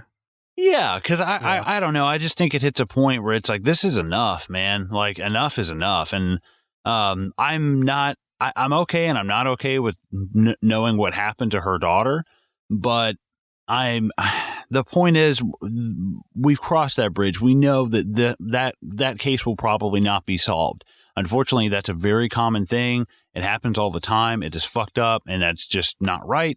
But that is the world that we live in. But I need her to be the one to make the choice, to be like, no. Like, and Dixon, you know, he's had his moment of redemption. This is her moment of redemption. This is her letting go and saying, no, we can't do this, you know, blah, blah, blah. And I guess that the ambiguous ending leaves it to where you don't have to have like that. You don't have to have that last scene of closure of, oh, I'm just so great now and I don't need to, you know, do this anymore. But I think it'd be great if she just turned the car off and she's like, we don't need to do this. And the ending, I would love if the ending scene were just her tearing down the billboards and be like, no, I don't need this anymore. Like, whoever he is, you know, if something, you know, I've put these billboards up. I've watched the chief of police blow his brains out. The billboards have been burned down. I burned down the fucking police station. I think I've drawn enough attention to this case. Hopefully something will come of it, because ultimately that was her goal. Her goal was to draw attention to this and get the police to act, and that's what's happened now. And I think her character has achieved her goals. And I think for her to go and murder somebody that she doesn't know who 100% did it, they definitely didn't murder her daughter, and they might have not even really done what they said they did. So I think for her to go back and even murder him is totally out of line with that character and that arc. And at the same time, I think her letting that go is like, you know what? I can't spend my whole life wanting to go around and murder people and lumping them all in the same category. You know, I think it's her breaking away from the lumping all these people into the same category and saying, you know what, you're a rapist, I'll kill you because any rapist will do. It's like, no, that's not. No, that's I just no. And I think, like, you know, it goes especially for Dixon, because that means that the lesson that Willoughby taught in his dying words means nothing, right? Like, through love comes calm, and through calm comes thought, and you need thought to detect stuff sometimes. Like that message that Willoughby is trying to get across there doesn't really correlate to Dixon having a hand in the murder of a person who, A, could have been just bragging about something that he didn't do, and B, there's no evidence to link him to a crime, right? Right, yeah, exactly. And I think that the whole message of love, which we haven't really talked about a lot, if we can do it briefly, because I'm not really a fan of, you know, it's kind of like, it just made me think of Interstellar. Interstellar. Like yeah. It's like, it's love, Tars. It's the fifth dimension. But no, the whole... It's like Greg McConaughey. Yeah, it's okay. The thing of love, I think that in a weird way, she loves Dixon, and in the way of like, you did that for me, you did that for my daughter, you let that happen to you for my kid to solve this, and here I was trying to almost kill you. It's like, wow, I think that's more so of the lesson for Dixon. It's a lesson for her. You know, if you could forgive the enemy of somebody like that, wow, like that's a huge growing up moment, you know? Yeah. And you know, throughout the movie, like, we don't see Mildred take any steps to move past this. Like, we brought this up earlier. She's so adamant in her stance that she's going to get justice, right? Like, there's no, oh, I'm seeing a psychiatrist for, the death of my daughter, or any steps taken to move on. So I hope that, like, I know she's a fictional character, but I hope that, like, she eventually finds some peace by moving on. So, yeah. Yeah, there you go. Whew, man. That's a movie. That's a podcast. Was not expecting us to go this long. Yeah, that's what you said last time. No. Yeah, I know. No, actually, that's a good thing. So I do have a question from Danny Felt, right? Okay. He says, oh, by the way, he says he hasn't seen this movie, full disclosure, but the question's kind of related. I hope you can touch on the trend of Oscar bait movies that are made now. In the year this won, I don't think any of the nominees made their production budget back at the box office before being nominated. In response to this trend, haven't the Oscars created a category for popular movies? Do you think the Academy of Motion Pictures is becoming out of touch with general audiences? Are these types of movies not being marketed correctly, or are audiences more interested in escapism in turbulent times we live in? You know what? That's a good question, because this movie in particular, I've seen, like, less so than the other reasons that I mentioned earlier. One of the reasons people don't like it is because it's kind of Oscar bait. Like, that's their argument, that it's Oscar bait. I don't think it is. I think it's a fantastic story with great, themes and ideas, and a fantastic message behind it with great acting and, fantastic production. But whatever, if you want to boil it down to Oscar bait, then fine. I think... I don't think that the Academy is becoming out of touch with general audiences. I think, the fact that they had movies like Black Panther nominated for Best Picture, like that is saying something. And I know that there was a big cultural sort of like movement behind that movie being nominated for Best Picture, but like at the same time, like they are kind of hearing people, like they're hearing the popular opinion that's out there. I think all of the movies that were nominated last year and in 2017 deserve to be nominated. Do I reckon Green Book should have won last year? Probably not, but it was a fantastic movie. So, I don't know, Daniel. I can't really answer this question in detail right now because we've gone on for so fucking long. Well, and to me, I'm not going to lie, I've never watched the Oscars. Yeah, it's not something I really enjoy. Cool, somebody won an award. Whatever. I think that there is a trend of the kind of movies that are coming back that one might consider Oscar bait, Nightcrawler or something like Zodiac or Prisoners or this. They're these movies that I think are kind of causing a moral kind of argument for something that's happening. And I think that's a great thing. Now, I don't want to talk out of turn because, again, never watched the Oscars. I've never really gotten into them. I can touch on is the Academy Motion Pictures coming out of touch with general audiences? With the general audience, maybe. I don't know. But I do think that is the general audience. Did the general audience love Endgame? Probably, yeah. I'm pretty sure the scores were through the roof. Does that mean it's going to get an Oscar? No. And I think that usually when something wins an Oscar, it's something that has a little bit more staying power. Well, like something with a little bit more artistic merit. I would say that Three Billboards, has a little bit more artistic merit than Endgame. Endgame's still a great movie. It's wonderfully shot, but that doesn't have, like you said, the staying power, the depth, the timeless kind of feel to it, or something. Right. And maybe that's not exactly what he's talking about. I don't want to speak out of term, and actually, I'm just going to call him real quick and get him on the line. No, I'm just kidding. But I do agree with audiences are more interested in escapism. Because that's me. I am always more interested in escapism and stuff like that. I like movies like this, and I like stuff like Nightcrawler, Zodiac, Prisoners. Those are great. But when I come home, I want to watch fucking Aliens. I want to watch Stranger Things. I want to watch something that I always see this quote and I love it. And it was a Star Wars related thing. It's like, my heart belongs in a place far, far away.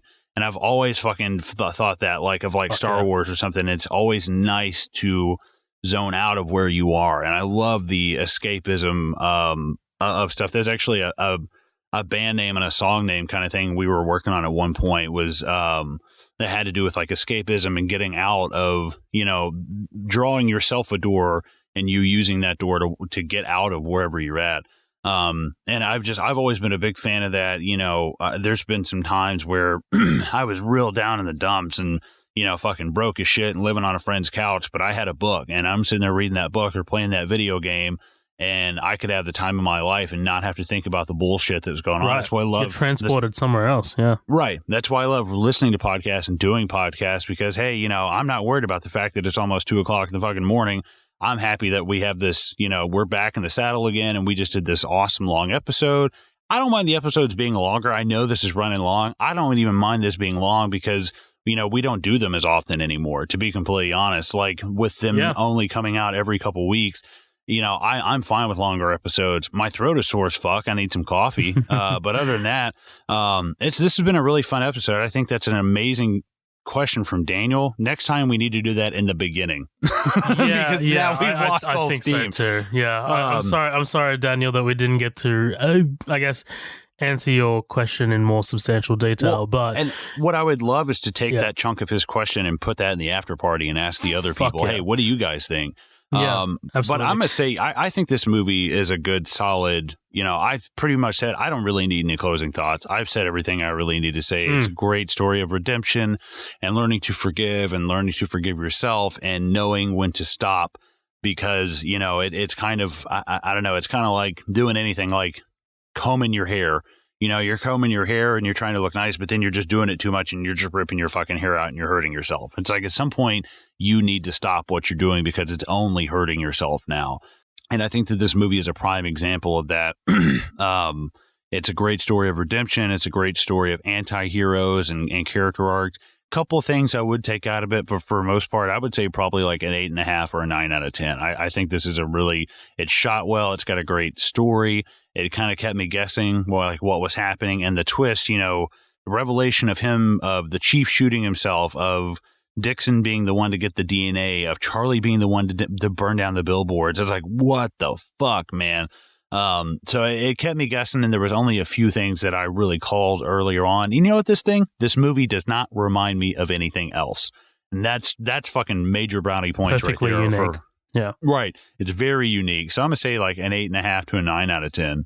Absolutely, dude. There is nothing in that little spiel that you just gave that I disagree with. So I'm gonna take that and run with it, because this is an absolutely outstanding film.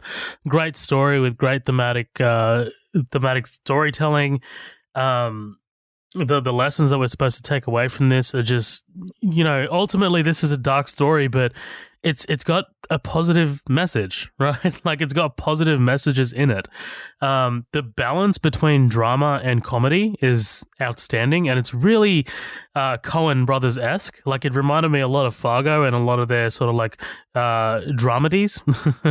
So really props for that. Martin McDonagh just, again, really, really brilliantly put this film together, man. I think the MVP here is Frances McDormand. I don't think this film works without her. I think if you plug another actress into this, it might not be as strong. But this, she's not that far in front of fucking Sam Rockwell, dude. Like, he just owns his role. So, like, both of the Oscars here are just absolutely well deserved. I will absolutely watch this film again. It was not a chore to watch this for the podcast. I remember, like I said earlier, when I wanted to choose a film that kind of had some dramatic heft to it, this came to mind immediately. Only because, for what you said, like, it's so unique and it just kind of sticks out. Like, it's a diamond in the rough, So yeah, really glad to have covered this podcast. Really glad to cover this movie during this podcast, and really glad to have fucking gotten in depth about it. I also love that we're kind of running a bit over long because, like you said, we're not doing this as often as we are. Right. The upcoming attractions episodes, I'm on every week. You're on bi-weekly, but the upcoming attractions episodes, they're not long enough for me, and they're not, thematically, we don't dive into the themes like we do on these episodes. So it's fucking cathartic. yeah, absolutely. And I also, sorry, no, go ahead. Oh, I was going to say, we like to look down our noses and act like we're smart, but we're not. Yeah, right. I didn't want to leave this one out. Robert Brooke in the after party saying that he loved this movie, had me straight from tears to laughing at times. I'm a sucker for a redemption story, and I hated Sam Rockwell's character in the beginning, but I think he saved himself. I think that's perfect. I totally agree with that. Thanks for commenting, Robert. I haven't seen him comment before, so I was like, you know what? I'm going to do a shout out right here. I really appreciate anybody Rob's who drops awesome. a comment in. Yeah, I know Rob. He just celebrated his birthday. Yeah, he's awesome. Nice. Happy birthday, man. But if you got anything else, do you want to? I'll pitch some socials. We can beam us out of here. Close us the fuck out of here, dude. Yeah, guys. Really, thank you so much for listening. Thanks for all the people that commented. Daniel, you had a great question. I'd love to see that kind of explored more in the after party. I think that's got some really cool corners to that question that I'd love to tackle more in depth. But if you guys want to join that community, comment, get your comments read on air, maybe get a hold of that conversation, sink your teeth into it and join us with it. You can find us on Facebook at Midnight Double Feature. You can find the group attached to that called the After Party. We're also on Instagram at Midnight Double Feature. We're on Twitter at MDF Pod. We're on fucking YouTube. We're on Spotify. We're anywhere you get your motherfucking podcast, you can find us. Also, please stop by, rate and review us on iTunes. Give us some constructive criticism, Stop by, give us 5 stars. You think we're fucking awesome. That'd be wonderful. You can also shoot us an email, midnightdoublefeature@gmail.com. And we're on Twitter at MDF Pod, if I haven't said that already. I can't remember, honestly. But this has been a lot of fun. It's great getting back into the saddle again and coming back and doing some stuff that's not, 80s and late 80s or early 2000s horror. So this has been a lot of fun. This is my first time watching this, and I really enjoyed it. And I'm definitely going to be buying it. So, have you got anything else, man? No, that's it. Thanks so much for joining us, guys. Really appreciate you guys hanging out for the long one here. Fuck yeah. Guys, thanks so much. We will catch you next time. See you later.